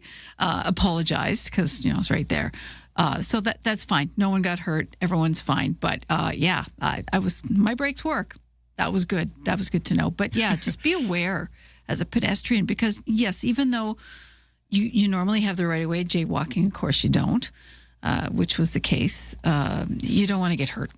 And if the vehicle can't stop in time, you're going to get hurt. So even though you may have the right of way, it doesn't matter. It's like a motorcycle. So we try to avoid getting into collisions because we're usually at the bad end of that stick. We're usually at the losing end. Texter at 71010 says, and actually, yeah, we just did this. Please make mention of illegal pedestrian crossings when they start their crossing while the hand is flashing. That's true because we're talking here about kind of more jaywalking or jumping up between cars. But even if you're at a crosswalk that is a crosswalk, but the hand starts flashing at you, you're not supposed to cross then. Well, and I also had this on my scooter too because I'm noticing pedestrians crossing in front of cyclists and scooter riders. That's going to hurt. You don't want to get hit by something like that. And no one wants to have a collision. I don't want to have a collision. I want to move on with my day, and you want to move on with yours too. But if you're crossing, you're not paying attention because something's caught your attention otherwise. Even on a bike lane, look before you cross because I see people doing that. Thank you for doing that. It may be open, but sometimes people just blindly go across the bike lane. And a lot of cyclists are really cooking along in that lane. And again, you're both going to get hurt in a situation like that. So just check. But what did Mom say when we were growing up? What did Mom say? Look both ways before crossing the street. It was Mother's Day yesterday. Keep it in your head, right? Look both ways. That goes for everybody on the road. And I'm not being preachy. I hate the fact that collisions actually happen. I don't think they should. But, unpacking what's, even the bike dangling in Delta, why? Why? What happened? Unpacking what happened there, and how can we do better? And I think it is everyone's responsibility, mine included, to take care of each other on the road. Sort of related to this topic, we are actually about to talk to the West Shore RCMP in just in a few minutes here about the different laws governing micro-mobility vehicles. Yes. By that, they mean things like electric bikes or e-scooters, little mopeds, different vehicles that you might wonder, do these get treated like vehicles? Do these get treated like bikes? Should I be riding my e-scooter in a bike lane? All those kind of things. Right. There are laws about all of this, and we're going to try to clarify some of that with the West Shore RCMP coming up next. It all kind of ties in. But right now at 7:46, let's take a look at the headlines with Lisa. We had a shaker on the weekend, magnitude 4.0, recorded off the coast of northern BC. Earthquakes Canada said it struck around 3:45 yesterday afternoon at a depth of 15 kilometers. It happened for a small village on the archipelago of Haida Gwaii. No reports of any damage and unexpected. It takes an earthquake magnitude 3.5, 5.4 to be felt, but those rarely cause any damage. What is causing damage, though, is deep fakes, and MPs amending a bill criminalizing that to better respond with concerns about Elon Musk's Grok chatbot. The original bill banned non-consensual sharing of images showing a subject nude, exposing their sexual organs, or having sex. Now, images created by Grok includes edits of photos of women to show them wearing see-through bikinis. And those that have not met the original bill standard. Those sorts of Grok-made images proliferated Musk's X platform at the beginning of this year. And OpenAI is being sued by the family of a mass shooting victim. In a federal lawsuit filed yesterday, the widow of a man killed at Florida State University last year claims ChatGPT gave the shooter instructions on how to carry out a mass murder. OpenAI insists they are not to blame because their system only provided factual information. That's your news to 747. What you need to know about the rules around things like e-bikes. West Shore RCMP doing a little campaign to educate everybody on this, and we're going to talk to them about that in just a moment, right after traffic and weather. From CFAX 1070. Here's what's happening around the island. The 20th Oak Bay Half Marathon is May 24th. More info at oakbayhalf.com. Sign up for the Walk for Alzheimer's, Sunday, May 31st at Fisherman's Wharf. More info at walkforalzheimers.ca. Have an event you want featured on CFAX 1070? Text us at 71010 to be featured. Get more event info at CFAX1070.com. If it's happening, it's here. CFAX 1070.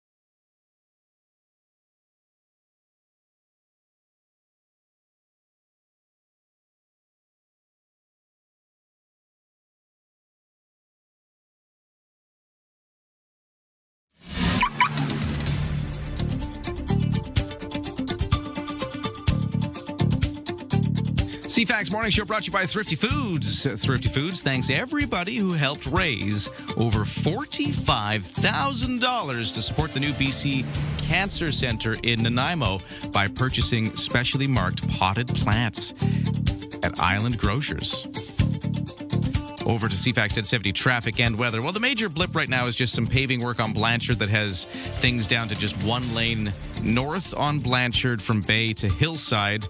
That is causing a bit of a slowdown this morning. The West Shore commute into Victoria from Langford, Colwood, Souk, View Royal, all those western communities into all of the core area of Saanich and Victoria. It's lighter than usual for sure. I'm seeing much less volume than we usually do, which can be normal on a Monday and a Friday, and we're kind of experiencing that now.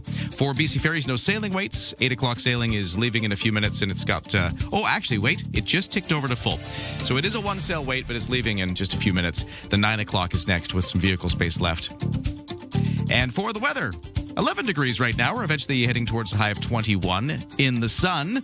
But it might be the last day of full sun for a while because the clouds are rolling in over the course of tomorrow. And by the end of the day tomorrow, or maybe even into the afternoon, a small chance of scattered showers. It's not like a major rain event, but we could start to see some precipitation back with us as of tomorrow. And then that could be here on and off through the rest of the week and into the weekend. Don't attempt your morning commute without us. Ryan and Lisa, mornings on CFAX 1070. Well, we are trying to reach the West Shore RCMP to talk about safety and rules around things like what they call micro-mobility devices, like e-scooters and e-bikes and little mopeds and things. But, you know what, we'll try to get them on the line. In the meantime, I do have some information here that I think is interesting. And Lisa, you know this better than anybody because, of course, you teach all this kind of stuff. Well, but I'm not a cop, but I do know some of it. I think this is interesting. So they have this little breakdown about where can I ride what device. Mm-hmm. And I didn't know the answer to this in some cases. So for an e-bike, for instance, where is that allowed? Anywhere where bicycles can ride. So if it's a bike lane or whatever, e-bike is fine. Well, because they have that pilot project in place, right? Well, no, that's next. So it's different. E-bikes are fine everywhere. Okay. E-scooter. Oh, that's what I'm thinking and of. E-scooter apparently only in communities participating in pilot projects. Right. To allow them are where you can ride an e-scooter. So they're still kind of not fully adopted everywhere. Right. If you have a e-dirt bike, which I guess exist. I see those in the bike lanes. Have you seen those? Yeah. They're not allowed on roads, sidewalks, or bike lanes. Yeah, I've seen them. They're just for off-road. I guess you could take them out into the trails. We have a lot of people who deliver food around town. Really? In those things? Some of them are sort of hybrids in that department, yeah. So there's lots of different styles out there, and they can really move, too. They're definitely going above 30. Yeah. Ooh, that's a good point. How fast are you allowed to go on these things? Well, apparently there are limits. Yes. So a light e-bike is able to get up to 25 kilometers an hour. Standard e-bikes can go 32. Says this breakdown. Right. E-scooters can go up to 25 kilometers an hour, it says. Mine does 30. Yeah, that's just what I don't know if that's a limit or not. It just sort of depends. says. It depends on the scooter. Some of them, I've seen some that can do 70. But those are fast. I mean, I don't know if I'd want to go that fast. Well, with speed comes, what do they call it? Great responsibility. Great responsibility. With great speed comes great responsibility. The bigger chance of death happening at the end of that sudden stop. So you decide, that's why the speed limit is a speed limit.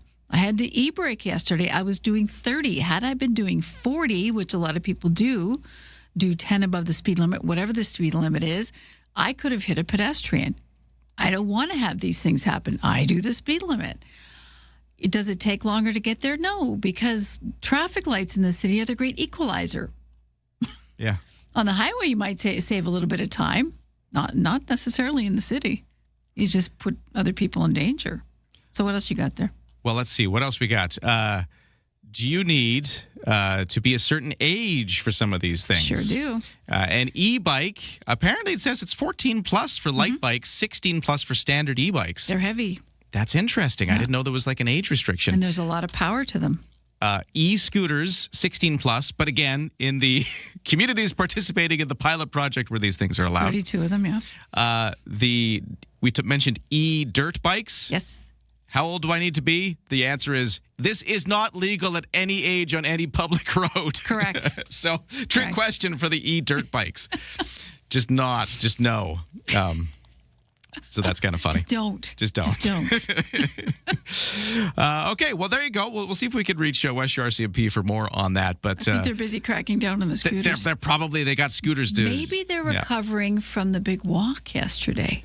Oh, yeah, they had the big, because of course. Sarah Beckett walk. The Sarah Beckett walk was yesterday. I hope they had a wickedly great turnout. Did you I did catch not up with go, them? but I was following them on social media because they thanked us afterwards for the publicity they were given. They got a whole bunch of people signing on last minute, which is fine because people want to check the weather and whatever else is going on. It's also Mother's Day, but in that, I mean, she was a mom of two.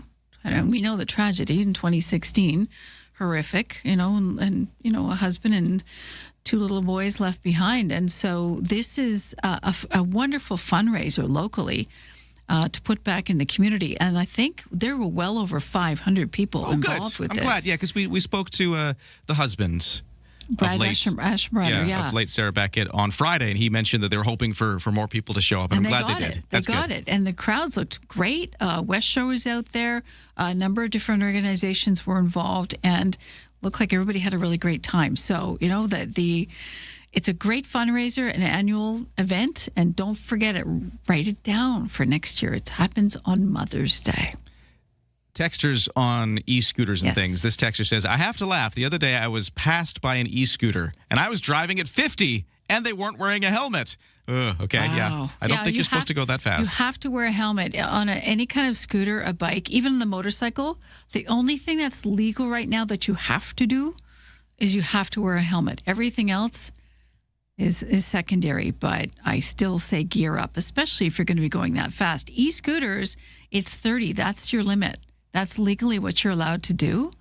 Because let's face it, if you're cooking along at 50 and you end up hitting something, you're not going to turn out well in this either. You're not going to come out of the bad end of this as well. So yeah, the limit is 30, and a lot of them have limiters on them, and sometimes people play with them, and then we have trouble with we have incidents of fires, right? Because people are messing with their machinery where they shouldn't be. So yeah, I have to watch out for everybody. Yeah. That's key. Well, thanks for the texts. And one last text I'll read, and then we'll get to the 8 o'clock news. This is just on Mother's Day. Many thanks to everybody at CFAX and the Steamship Bar and Grill. My daughter and I had a really exceptional brunch. It was a lovely time. Yeah, of course, because we gave out a bunch of Mother's Day gift certificates, and I'm so glad you got a chance to use one of them there. Thank you for the thank you. I'm glad you had a good time. Glad Mom had a good time, too. And happy post-Mother's Day, everybody. I hope every mom out there. That was from Lynn, by the way. What was that, sorry? That was Lynn that sent that in. Lynn? Oh, well, thank you so much. Very cool. We'll take a break. 8 o'clock news is coming up next. All the top stories of the day with Lisa.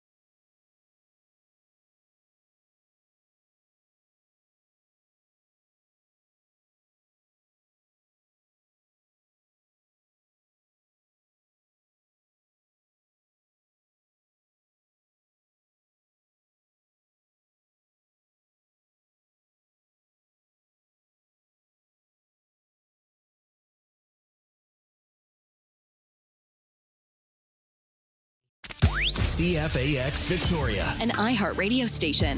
If it's happening, It's here. CFAX 1070. Good morning, 8 o'clock on Monday, May the 11th. A sunny day today with a few clouds and a high of 21 degrees. But the clouds come in tomorrow and a chance of showers by the end of the day. We'll get to a full forecast in just a moment. Right now, the news begins, and here is Lisa Best. Thanks, Ryan. Good morning. BC Provincial Health Officer Dr. Bonnie Henry says 4 Canadians from that hantavirus ship, the MV Hondius, are in isolation locally, monitoring for symptoms. But she says all remain asymptomatic. We'll hear from Dr. Bonnie Henry. Her latest update will happen at 11 this morning at the BC Legislature on these people who are isolating locally. The ship did dock at the Spain's Canary Islands over the weekend with the crew on board. CTV's Jeremy Sharon has the latest from health officials there. According to the Public Health Agency of Canada and Global Affairs, the 4 Canadians took a chartered flight to Bagotville, Quebec, then switched planes to get to an airport in BC. Saying in a statement, upon arrival in BC, the travelers will be assessed by local public health before leaving the airport to stay at a predetermined location to self-isolate for a minimum of 21 days. This is not another COVID, and the risk to the public is low. So far, 2 of the passengers among the 130 on board, 2 others that is, among the 130 on board have tested positive for the virus. One of them is in France, the other in the U.S. A federal government bill that would criminalize sexual deepfakes is now incorporating nearly nude images. MPs on the House of Commons Justice Committee recently made the amendment to the bill. The change comes after experts warned the bill would likely not cover many of the images created by Elon Musk's Grok chatbot, and that proliferated on his X platform. The original version of the bill would have criminalized the non-consensual sharing of images that show the subject nude. But experts said the images created by Grok, such as edits to photos of women to depict them wearing see-through bikinis, may not meet that standard. The bill must still make its way through the Senate before it becomes law. Karen Rebo, The Canadian Press. The National Transportation Safety Board in the U.S. gathering details on that Frontier Airlines evacuation after the flight hit a pedestrian in Denver. The NTSB investigating that Frontier plane incident in Denver, where authorities say the aircraft killed a person who breached the airport fence and got onto the runway Friday night. You hear the pilot on ATC.com. Tower Frontier 4345, we're stopping on the runway. We just hit somebody. We have an engine fire. The plane en route to LA, the pilot aborting takeoff. There was an individual walking across the runway. One engine on the wing, seen in pictures severely damaged, caught fire, causing smoke on the plane and an emergency evacuation. We've got smoke in the aircraft. We're going to evacuate on the runway. Passengers taking to social media to complain about the slow pace of that evacuation off the plane and down that inflatable slide. The NTSB looking into that as well. Denver Airport reports 12 injuries, 5 people went to the hospital. I'm Julie Walker. Shaping up to be another tough year for summer job seekers. Fewer companies opening up temporary entry-level or seasonal roles given the economic uncertainties. Alexandro Tilo of Indeed Canada says being creative with your resume can help you stand out from a pile of generic AI-spun versions. Having a little quick video, like a 30 seconds, who I am, why I'm motivated, that's something I've seen companies as well react very, very positively with. A slow job market has disproportionately weighed on youth looking for work as the overall unemployment rate remains elevated. TikTok is rolling out a new plan for subscribers across the pond. The short-form video platform announced today will offer an ad-free subscription to users in the UK. Simply called TikTok ad-free, it will be available to users 18 and older. It'll cost about £4 a month, or about $10 for us. It's unclear if the plan is actually going to be offered in Canada anytime soon. And that is your news to 8:05.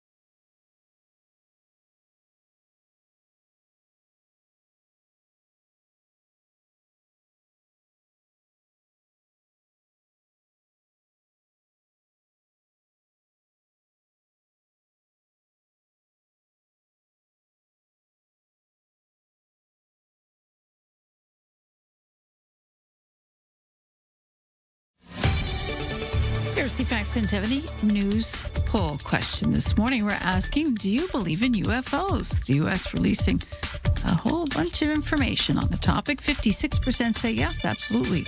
You can vote now at CFAX1070.com for the iHeartRadio app. I'm Lisa Best, your News Times 806. Thank you, Lisa. You can expect mostly sunshine today with a high up to 21 degrees. Right now sitting around 11, depending on where you are in Victoria. Give or take a couple of degrees there. Let's get to CFAX 1070 Sports. Montreal Canadiens with a big win yesterday to go up 2-1 in their best-of-7 series against the Buffalo Sabres. It was a 6-2 win yesterday that Montreal got in front of a home crowd. The Anaheim Ducks, meanwhile, beat the visiting Vegas Golden Knights 4-3 to even their second-round best-of-7 NHL playoff series at 2 games apiece. Game 5 going Tuesday in Las Vegas. We will look at tonight now, where the Minnesota Wild look to even their series at 2 games apiece when they host the Colorado Avalanche tonight in their second-round playoff action. Minnesota rebounded with a 5-1 victory in Game 3 after dropping 2 straight in Denver. And to the NBA playoffs, where Canadian star Shai Gilgeous-Alexander and his Oklahoma City Thunder are in Los Angeles to take on the Lakers with sights set on a second-round sweep in the NBA. The Thunder are 7-0 in the playoffs and have beaten the Lakers by an average of 19.7 points through their 3 contests, with the smallest margin of victory being 18 points. Blue Jays back at it tonight. They're hosting the Tampa Bay Rays in the opener of a 3-game series. Toronto coming off a 6-1 loss to the Los Angeles Angels yesterday after taking the first 2 games by a combined score of 16-1. Kevin Gausman gets the start for the Rays. And yesterday in Major League Baseball, Seattle Mariners with a loss. They lost 2-1 to the Chicago White Sox. Let's see what else is going on here. We're going to take a break from sports, get to our traffic and weather in just a moment, and then we're scheduled to speak to Elizabeth May, local member of Parliament and the leader of the Green Party. As she puts it, is the federal government taking a wrecking ball to environmental review and Indigenous rights with its plans to speed up major projects? We're going to get her to weigh in on that in just a few moments here on CFAX 1070.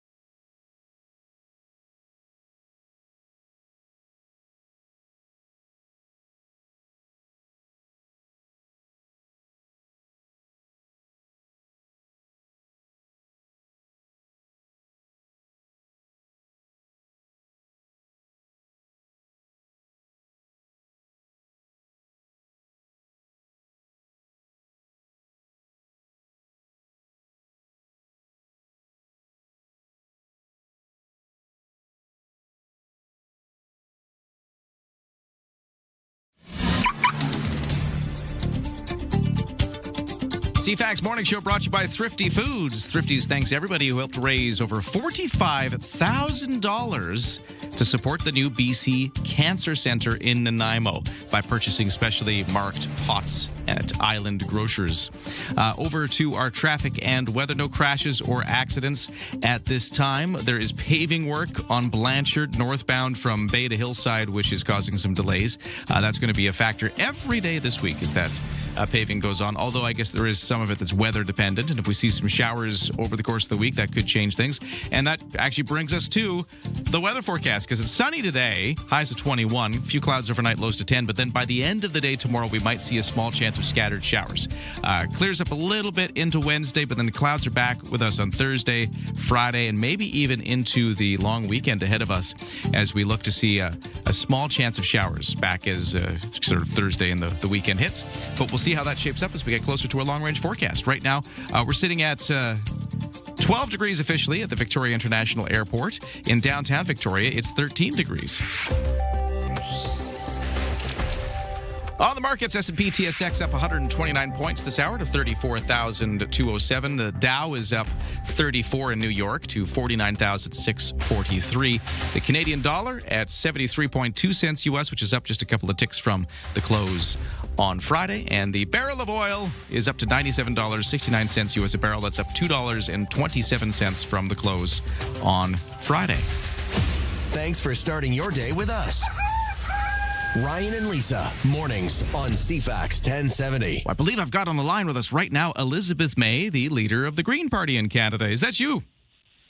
Yes, it is, Ryan. How are you? Great to get you on the line. We got big things to talk about because the federal government announcing some plans to speed up major projects recently. And this has you describing the whole thing as a wrecking ball aimed at environmental review and Indigenous rights. What's going on here?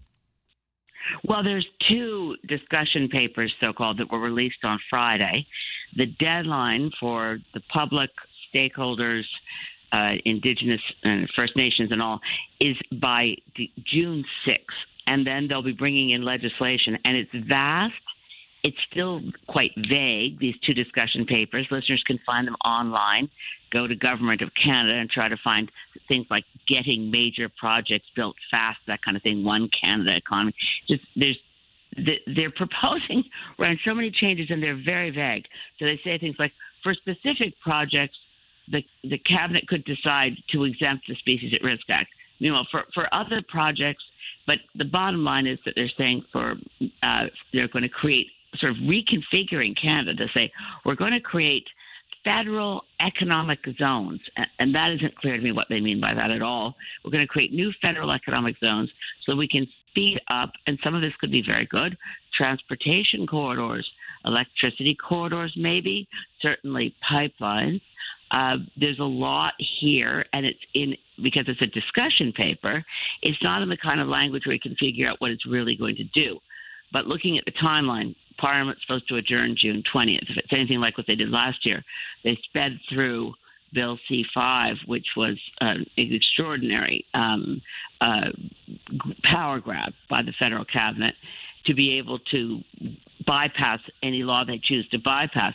So this is in some ways redundant, but it's not clear to me yet what it will mean until I see the legislation. So I assume if the end of the consultation period is 30 days, so that's June 6th, that we'll probably see legislation June 7th or 8th. It's probably already written, and they want to get it through, I'm pretty sure, knowing how this government operates. So they'll want to get it done before, and they won't extend sitting into the summer, which I would support because we're passing a lot of bills that are inadequately studied. In any case, Ryan, I said wrecking ball.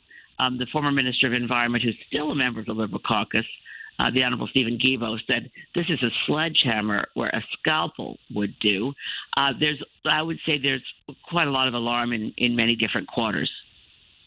Well, we've only got a few moments here before we got to hit the news, but we're going to come back with Elizabeth May, the Green Party leader, with more on this. But just real quick, you've talked about how there's a lot of change here. Maybe we could zoom in really quickly on the environmental assessments, that part of it here. What do you think is the risk here? Well, I mean, environmental assessment law was brought in, in the United States, which has much stronger environmental assessment law than we do to this day. It's not something new. It was brought in by Richard Nixon. In our case, we had really good environmental assessment law that was brought in by Brian Mulroney. Now, Stephen Harper repealed that and brought in his version, and the Liberals tried to. They actually made a botch of it, and they brought in their version under Justin Trudeau, but it's now called impact assessment law. It's not called environmental assessment law. The goal here, and you asked what the danger is. Well, the danger is that you make a mistake and you approve a project and you say years later, gee, we shouldn't have put that dam where it is because we've actually interrupted the entire ecosystem and we didn't mean to, but we didn't study it enough ahead of time. Or we shouldn't have let that highway go there. We failed to realize that with climate change, what we were going to be doing would be to make flooding worse. I mean, you have to study something before you do it. The essence of environmental assessment is basically look both ways before you cross the road. And this new proposal literally says, in some cases, I mean, this is really interesting. They use words like in certain cases, but they don't define what they will be. We could approve construction to start before we've finished the study. It's quite astonishing. Well, hang on the line. Elizabeth May, Green Party leader here. We'll get back to this conversation in just a moment, but to the newsroom now. Lisa Best with the top stories of the day. What's going on, Lisa? Thanks, Ryan. Good morning. Calculating the true economic benefits of co-hosting the FIFA World Cup may be some tricky math. Tallying up the immediate boost is complicated by the fact the tournament is displacing other events during peak tourism season, especially in Vancouver. But Wayne Smith of the Institute for Hospitality and Tourism Research at Toronto's Metropolitan University says the World Cup's effects could last for decades. He says we have to look at co-hosting the tournament as more of a marketing exercise than just the immediate one-time effect on tourism. In health news, the American Academy of Pediatrics is emphasizing the positive role that recess plays in kids' lives as it issues new updates guidelines that have been dusted off for 13 years. This follows studies that show the overall health of kids is getting worse and recess time is actually getting shorter. The organization says a recess is temporary suspension of academic cognitive efforts, helping to maintain efficiency, concentration, and morale. Plus, they get exercise, an opportunity for students to manage stress and promote pro-social development. And video on social media shows Eric Clapton walking off stage early at a concert in Spain after someone threw something at him. It happened at his concert in Madrid last week. The object thrown appears to be a vinyl record. Clapton, currently on a European tour that's set to end this weekend in Germany. He will return to the U.S. later this year for a small tour that's expected to run through September. That's your news to 8:17. We're in the middle of a conversation with Green Party leader and local member of Parliament, Elizabeth May. Back at that in just a moment.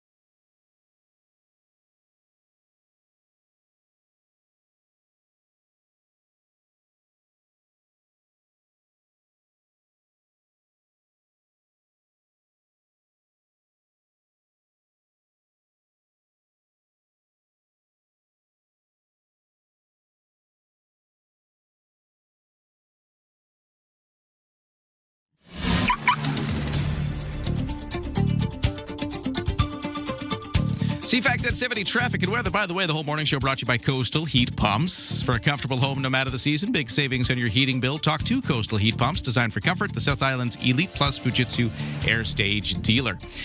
We have no crashes or accidents right now. We do have paving work on Blanchard, Bay to Hillside, down to one lane northbound. Southbound's moving fine. It's northbound on Blanchard, Bay to Hillside, with things kind of backing up before that, of course, because as you approach it, it's a bit slow.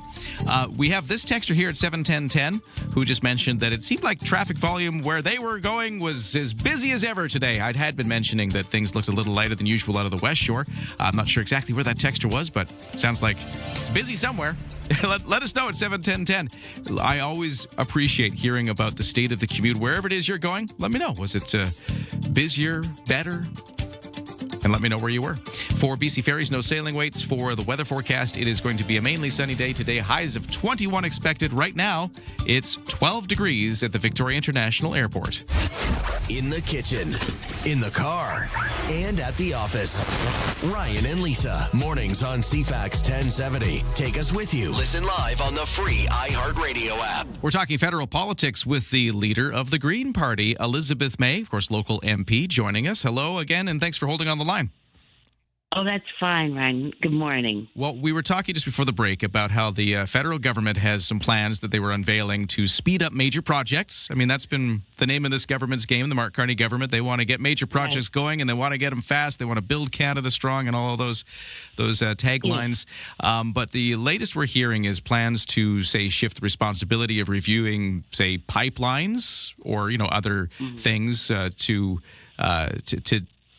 I guess kind of take those assessments and kind of move them into a faster stream and not necessarily do them to the extent that we would have before. Although I'm still kind of getting my head around what all this means. You've been helping us unpack it. And I thought maybe as a way to maybe help make this make sense, what these changes could mean.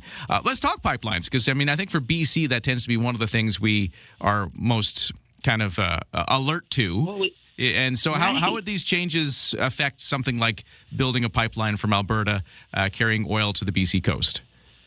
Yeah, and of course, I know for British Columbia, so we're really sensitive to the difference between oil and diluted bitumen, because when we did go through trying to stop what was then the Kinder Morgan pipeline, became really aware that if it's diluted bitumen and there's a spill at sea, you can't, even as bad as a crude oil spill, as a diluted bitumen spill is worse.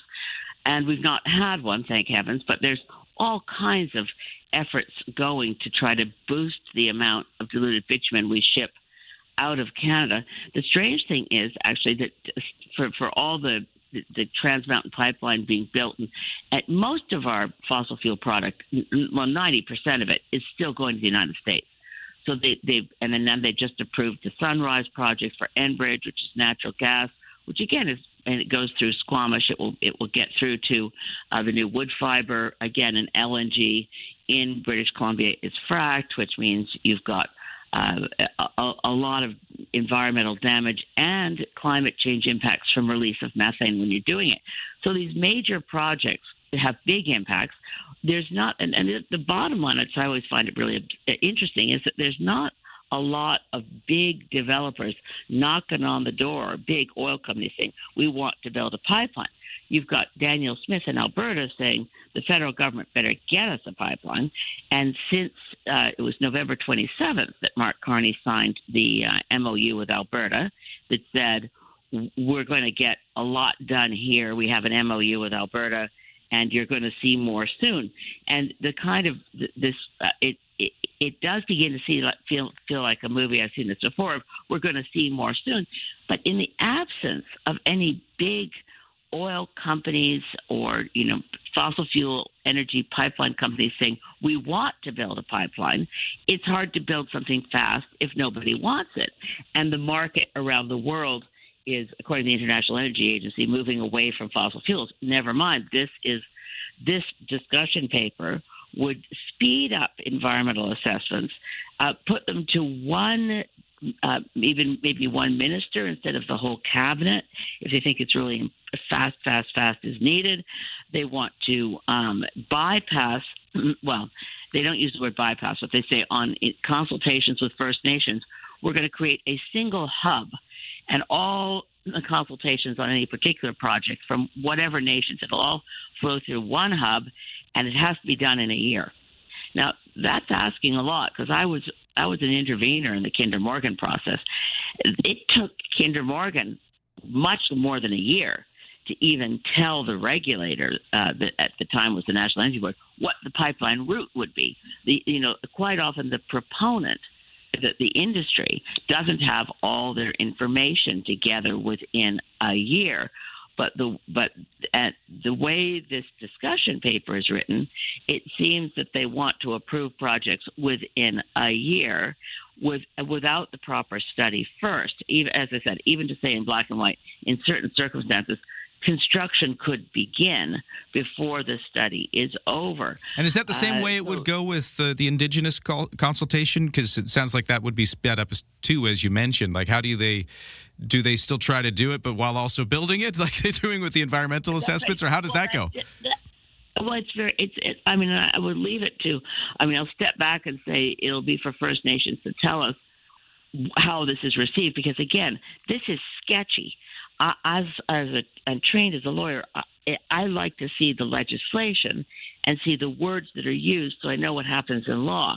This is a discussion paper that tells us they are going to bring in proposed new legislation to allow us to, and this is on a lot of fronts. This is modernizing ports. This is looking at highways. This is looking at new nuclear facilities, more uranium mining in many places, a new Arctic strategy that I think where the Inuit peoples will have to have a key role. But they're saying, look, everything's going to go through a single window and we'll get to a decision within a year. I think it takes a lot more detail to know how is that supposed to work? I mean, I look at this and they say we're going to create federal economic regions. What the heck is a federal economic region when you lay it down over areas that are traditionally provincial jurisdiction, like natural resources? So they're saying, well, this is what we're going to do. I don't know how you do that. So I'm at this point, Ryan, I'm alarmed, as ever, with what happens under the new Liberal government. We're seeing a lot of, as you suggested in the way you framed the question, a lot of constantly repeated, it almost is like sloganeering, but we're going to build it fast, we're going to build it strong, we're going to move at scale and speeds never before seen. But on the ground, I don't really see a lot. But for instance, on the housing front, are we seeing housing built on scale and speed, such as is described? Are we seeing one of the things we as Greens really want to see? Two big national projects that fit the way these are described would be a ground public transportation system, so you could get a bus from somewhere to somewhere within BC and get there at a reasonable time, or we could get the train, whatever. Or the national electricity grid, which is completely disconnected one province to the next. They don't talk specifically about public transportation within provinces, and they don't talk specifically about how to deliver an electricity grid that works. But some of the language might be talking about that. Those are things I'd like to see, but I'm not quite sure what this is something Ontario did. Doug Ford pronounced that Ontario had economic regions. Well, he's Premier of Ontario, and if he gets the legislature to do that in Ontario, he can. But for the Prime Minister to announce we're going to have federal economic regions so that we can speed the approval of pipelines within that region. We can speed approval. I'm thinking, what how do you, under the Constitution, how do you do that? How does it speed approval? We've had, I talked about Bill C-5 last June that said we're going to be able to build Canada strong for major projects. We can approve them out of cabinet and break laws as we do that. That's what the law said at the time. And then what we got out of that was the creation of a major projects office, which doesn't get to make decisions, but is headed by Don Farrell, who used to be the head of Trans Mountain Pipelines. And so Don Farrell has an office in Calgary to look at major projects. So that office exists, and it can recommend to Cabinet to approve a project. So in some ways, while Carney's mantra is we're going to build it strong, we're going to build it fast, and demolishing other laws to be able to do that worries me a lot, because you don't get to go back and say, oh, when a different prime minister comes in, whom people might not find as popular, who knows, you still have those powers for a prime minister and a cabinet to ignore other laws. If this discussion paper comes in with anything like legal language for the discussion paper language, I think that nature in this country is in a lot of trouble. Hey, we got to leave it there. Green Party, in a lot of trouble. Green Party leader, local MP Elizabeth May. Sorry, we're just right out of time, but thank you for raising some concerns. Well, thank you for having me. Have a great week. All right, there we go. Some reaction to the Mark Carney government's latest plans to speed up major projects, described as a wrecking ball by my guest there, with environmental review and Indigenous rights processes looking at being tweaked by these moves from the federal government. We'll continue to follow that, but right now we got to make room for the 8:30 news. Experience Harry Styles live in London, England at Wembley Stadium. This is Harry Styles. iHeartRadio wants to send you and a mate across the pond with flights from Virgin Atlantic, hotel from tripcentral.ca, tickets, and $1,000 cash. Here we go now. Download the free iHeartRadio app. Listen to this station for 10 minutes. Enter to win. Every day is another chance to see Harry Styles. Very excited to see you at the show. Kiss all the time, disco occasionally, available now.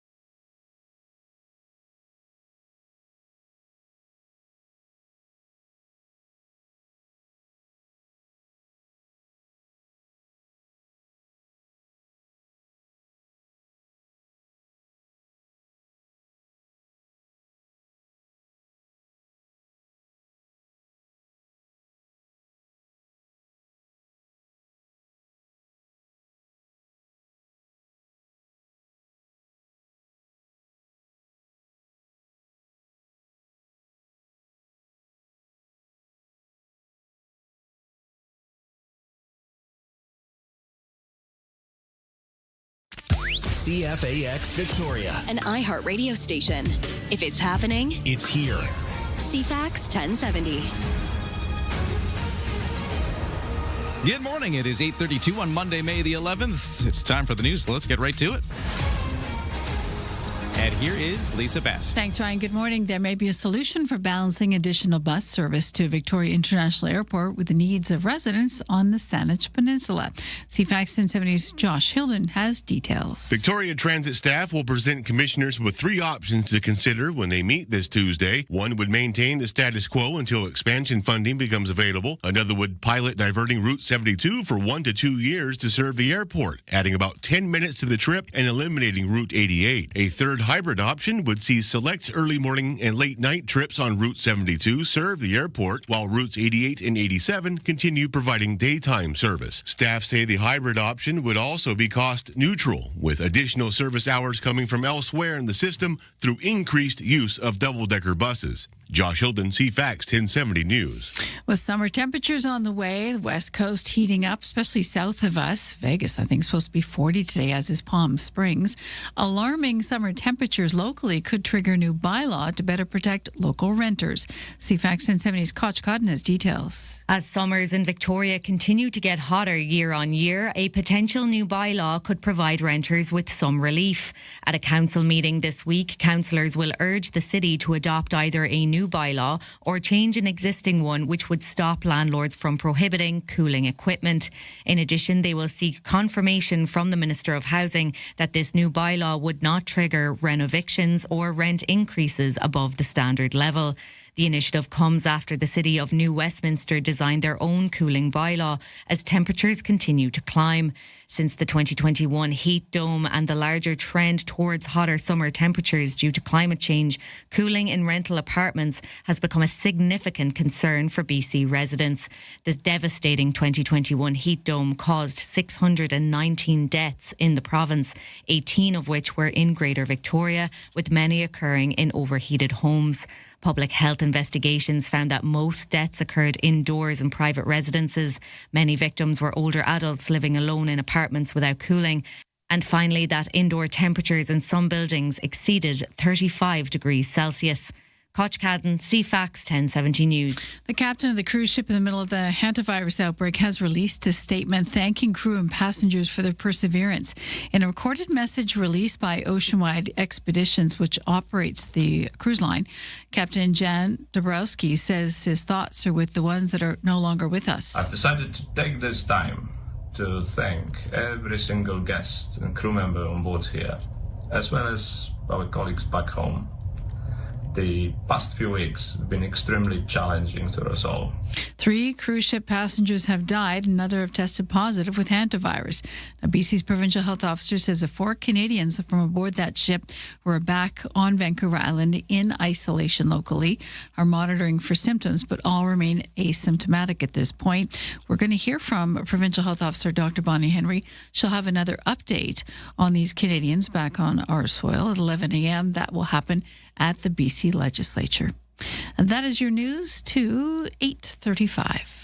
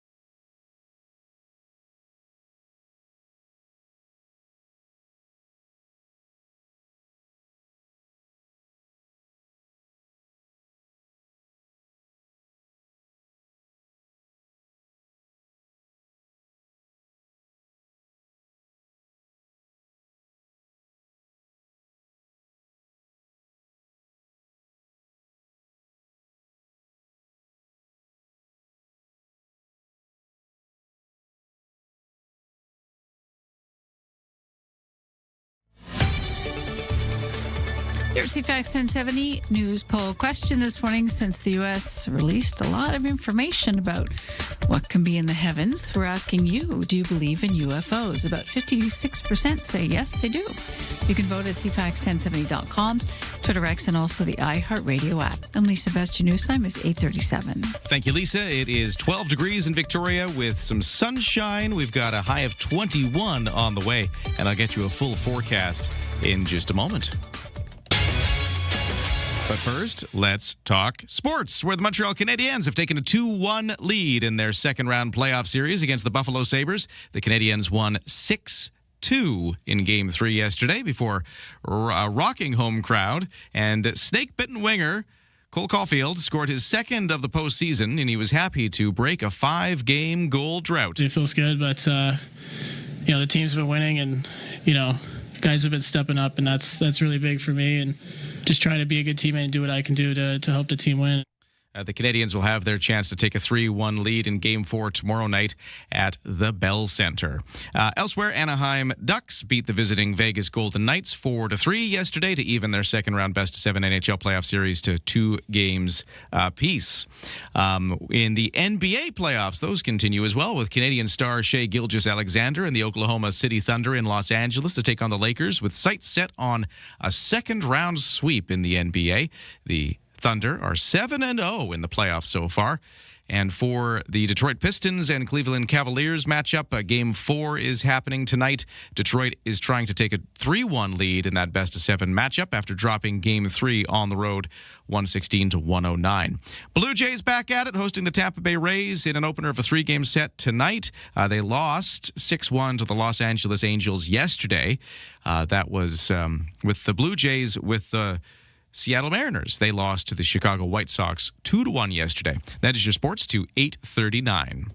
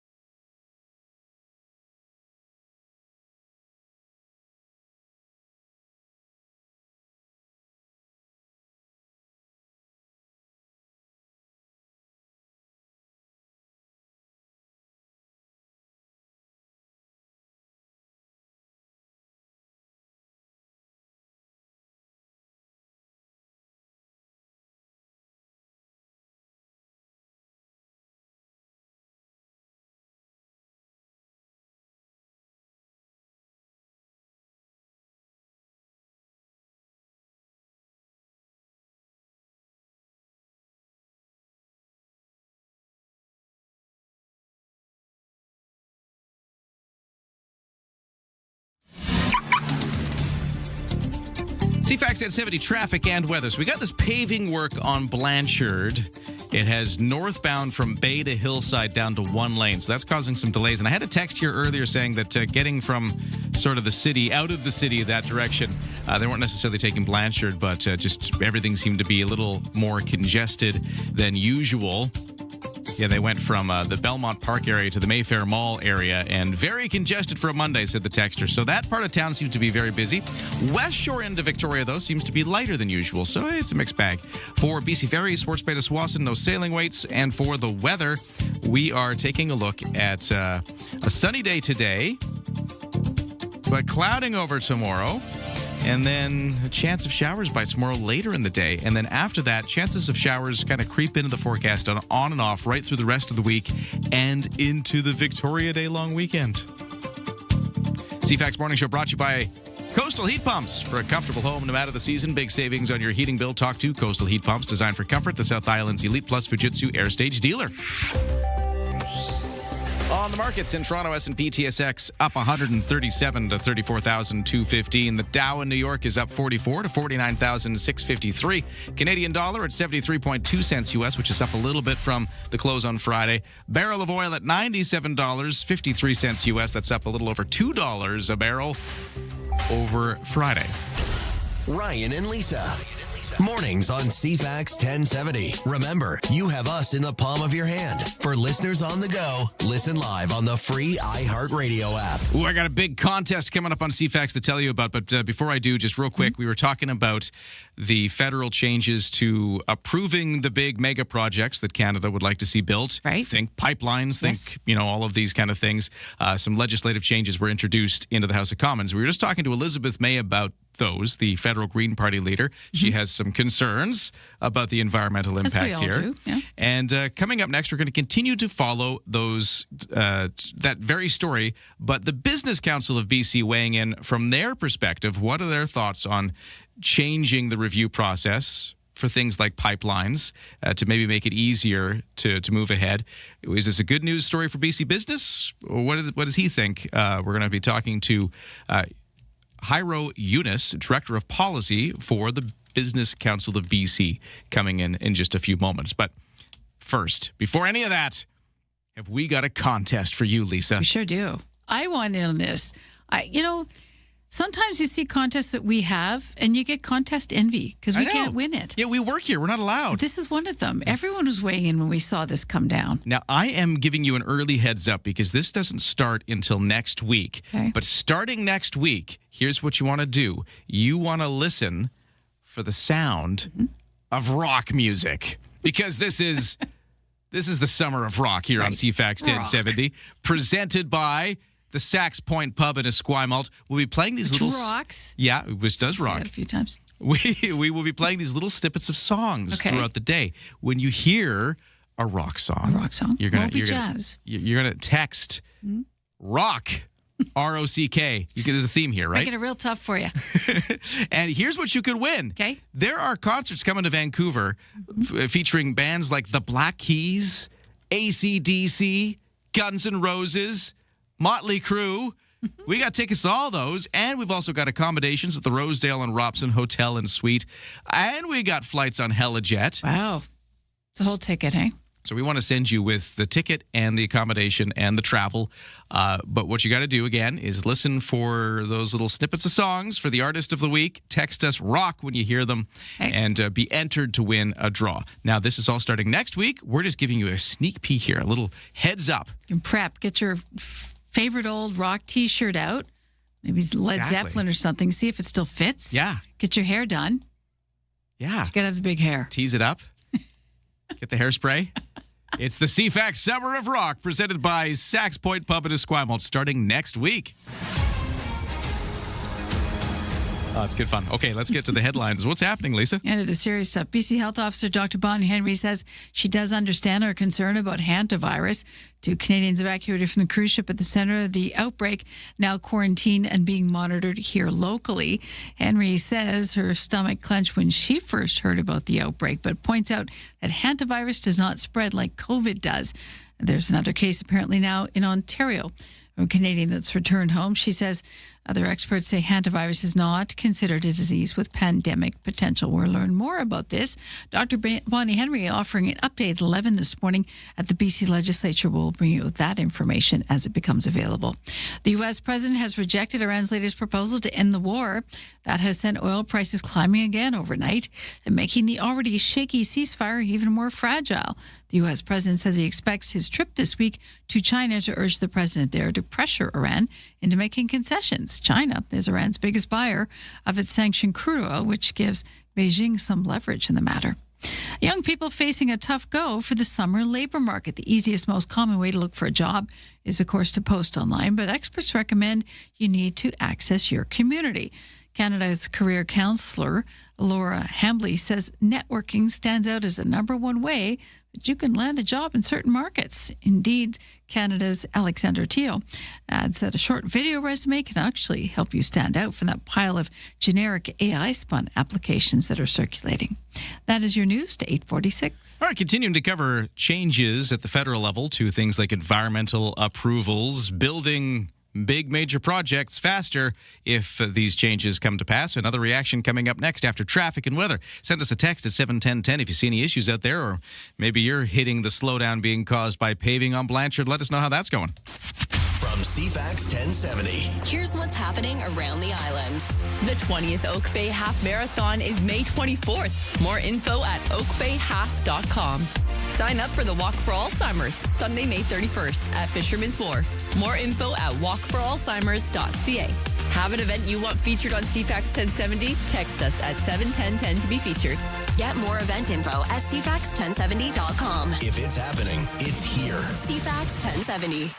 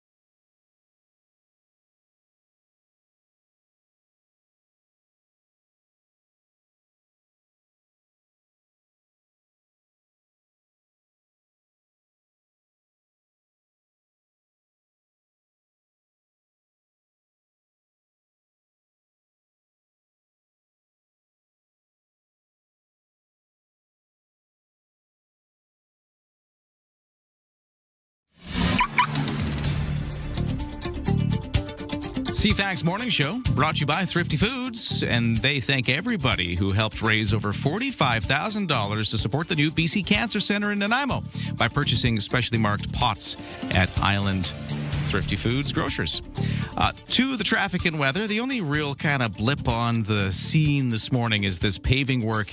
They really started it up yesterday on Blanchard between Bay and Hillside, and for today and the rest of the week, the situation is a single lane squeeze northbound on Blanchard between Bay and Hillside. You're all getting funneled into that, and that seems to be causing a bit of a slowdown in general heading out of town, sort of heading northbound, because the other routes are sort of absorbing some of that volume. That seems to be the way it's playing out this morning, and they do say that'll continue this week, weather permitting, and we do have a little bit of precipitation in the forecast coming up. Let's get to that.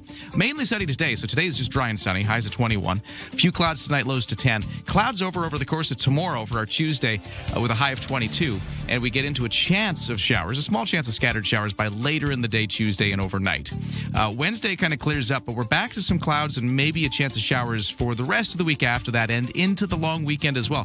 We are approaching the long weekend, and as one texter mentioned earlier today, with a long weekend always comes a change in the forecast, and maybe a little bit of rain is coming at us. We'll see how that goes. We'll watch that long-range forecast. And I'll mention BC Ferries, too, because we didn't get there. Sports Bay to Swanson, 9 o'clock sailing. Lots of room left, vehicle deck space, and for foot passengers. Ryan and Lisa, mornings on CFAX 1070. Oversleepers, catch all the highlights on the latest audio podcast at CFAX1070.com and on the free iHeartRadio app. Now, I believe joining us on the line right now is the Director of Policy for the Business Council of BC, Jairo Yunus. Hello, is that you there? Yes. Hi, Ryan. Great to get you. You're live on air, and we're continuing to cover this story of the Mark Carney government wanting to get approval processes for major projects down to just 2 years. He wants to make some changes. We were covering these a few moments ago. Elizabeth May, a member of Parliament, was talking about some of them. Things like shifting pipeline and transmission line reviews from the Impact Assessment Office, which does kind of the environmental reviews now, and just putting that into the Canada Energy Regulator. That's one example of some of the changes we're looking at. I just wanted to get your perspective from the Business Council of BC. You know, what changes are we looking at, and are they good news, bad news? Just wanted to get your take. Yeah, so thank you for having me. But Canada's project approval, as you know, on our regulatory system, has become one of the largest barriers to investment and prosperity in the country, and that's internationally recognized. The World Bank assessment of, I believe, 100 countries ranked Canada 33rd on regulatory performance. And, you know, in a world where we're seeing trade routes being redrawn. We're seeing allies demanding energy security. We're seeing governments running massive deficits. Capital is more competitive and mobile than ever, and where private investment is the only realistic path to grow. We simply cannot afford a regulatory system that takes a decade to say yes. So the proposed changes by the federal government are a very good first step in the right directions. Right now, it takes 5, 10, 15 years to get a decision on a mine or a pipeline, and capital doesn't wait around for that. So, yeah, this is the right direction, but the question is now whether the government can move fast enough to matter, because investors aren't going to wait much longer. And it sounds like speed is the trick here, because the changes are getting introduced. My understanding is if all goes well, these could even get addressed by June in the House of Commons before we move to a summer break. Is that the timeline you're seeing?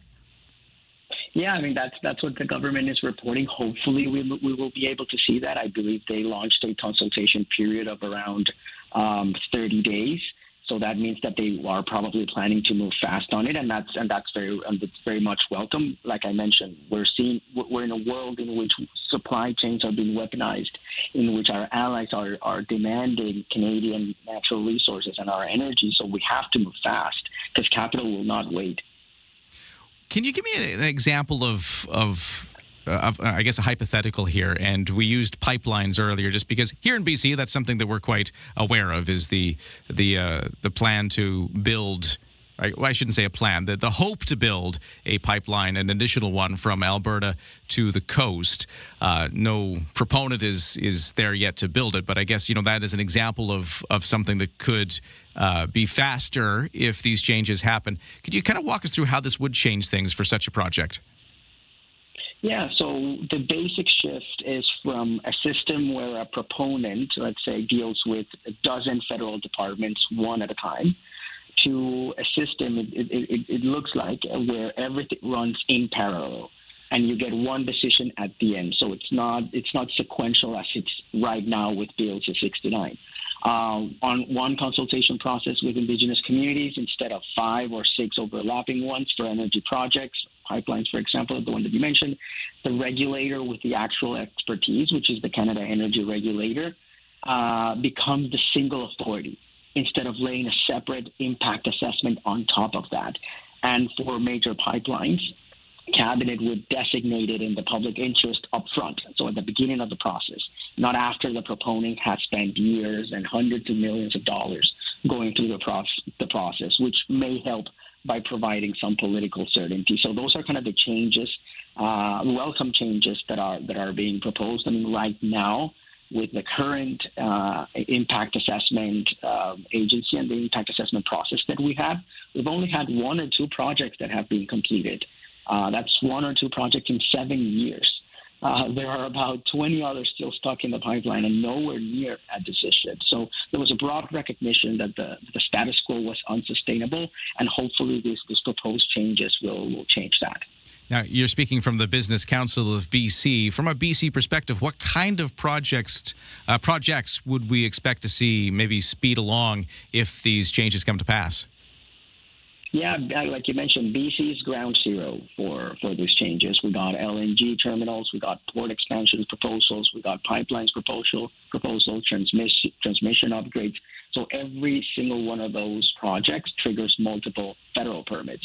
And of the 15 nation-building projects that the federal government has referred to the Major Projects Office, 4 are in BC. So you have LNG Canada Phase 2 in Kitimat, you have the Red Chris copper mine expansion, you got Silesence LNG, and you got the North Coast transmission line. So those projects are going to have to move through whatever new process comes out of this proposed changes and of this reform. So it matters enormously that we get that design right, that the timelines are real, and that the federal government can actually deliver on what it's proposing.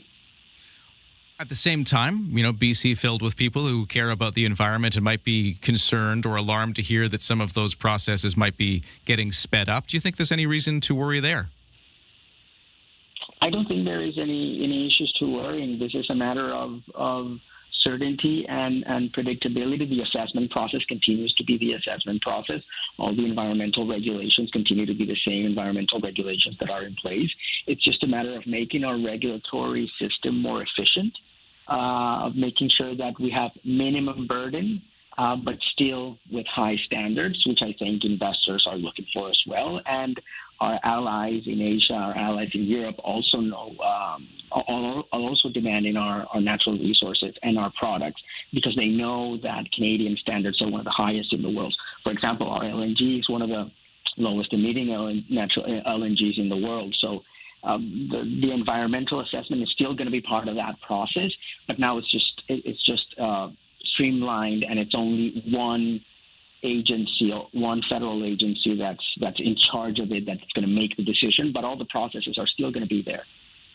We are talking to Jairo Yunus. He's the Director of Policy for the Business Council of BC, weighing in on federal changes to impact assessments and environmental assessments that are being looked into, maybe even passing before this sitting of the House of Commons is over. But we got to leave it there. We're out of time. Thank you so much for weighing in today. Thank you so much for having me. And we are right at a time. Thanks so much for listening. I hope you enjoy the rest of your Monday. Much more to come on CFAX 1070, but that's it for me. I'll talk again with you tomorrow.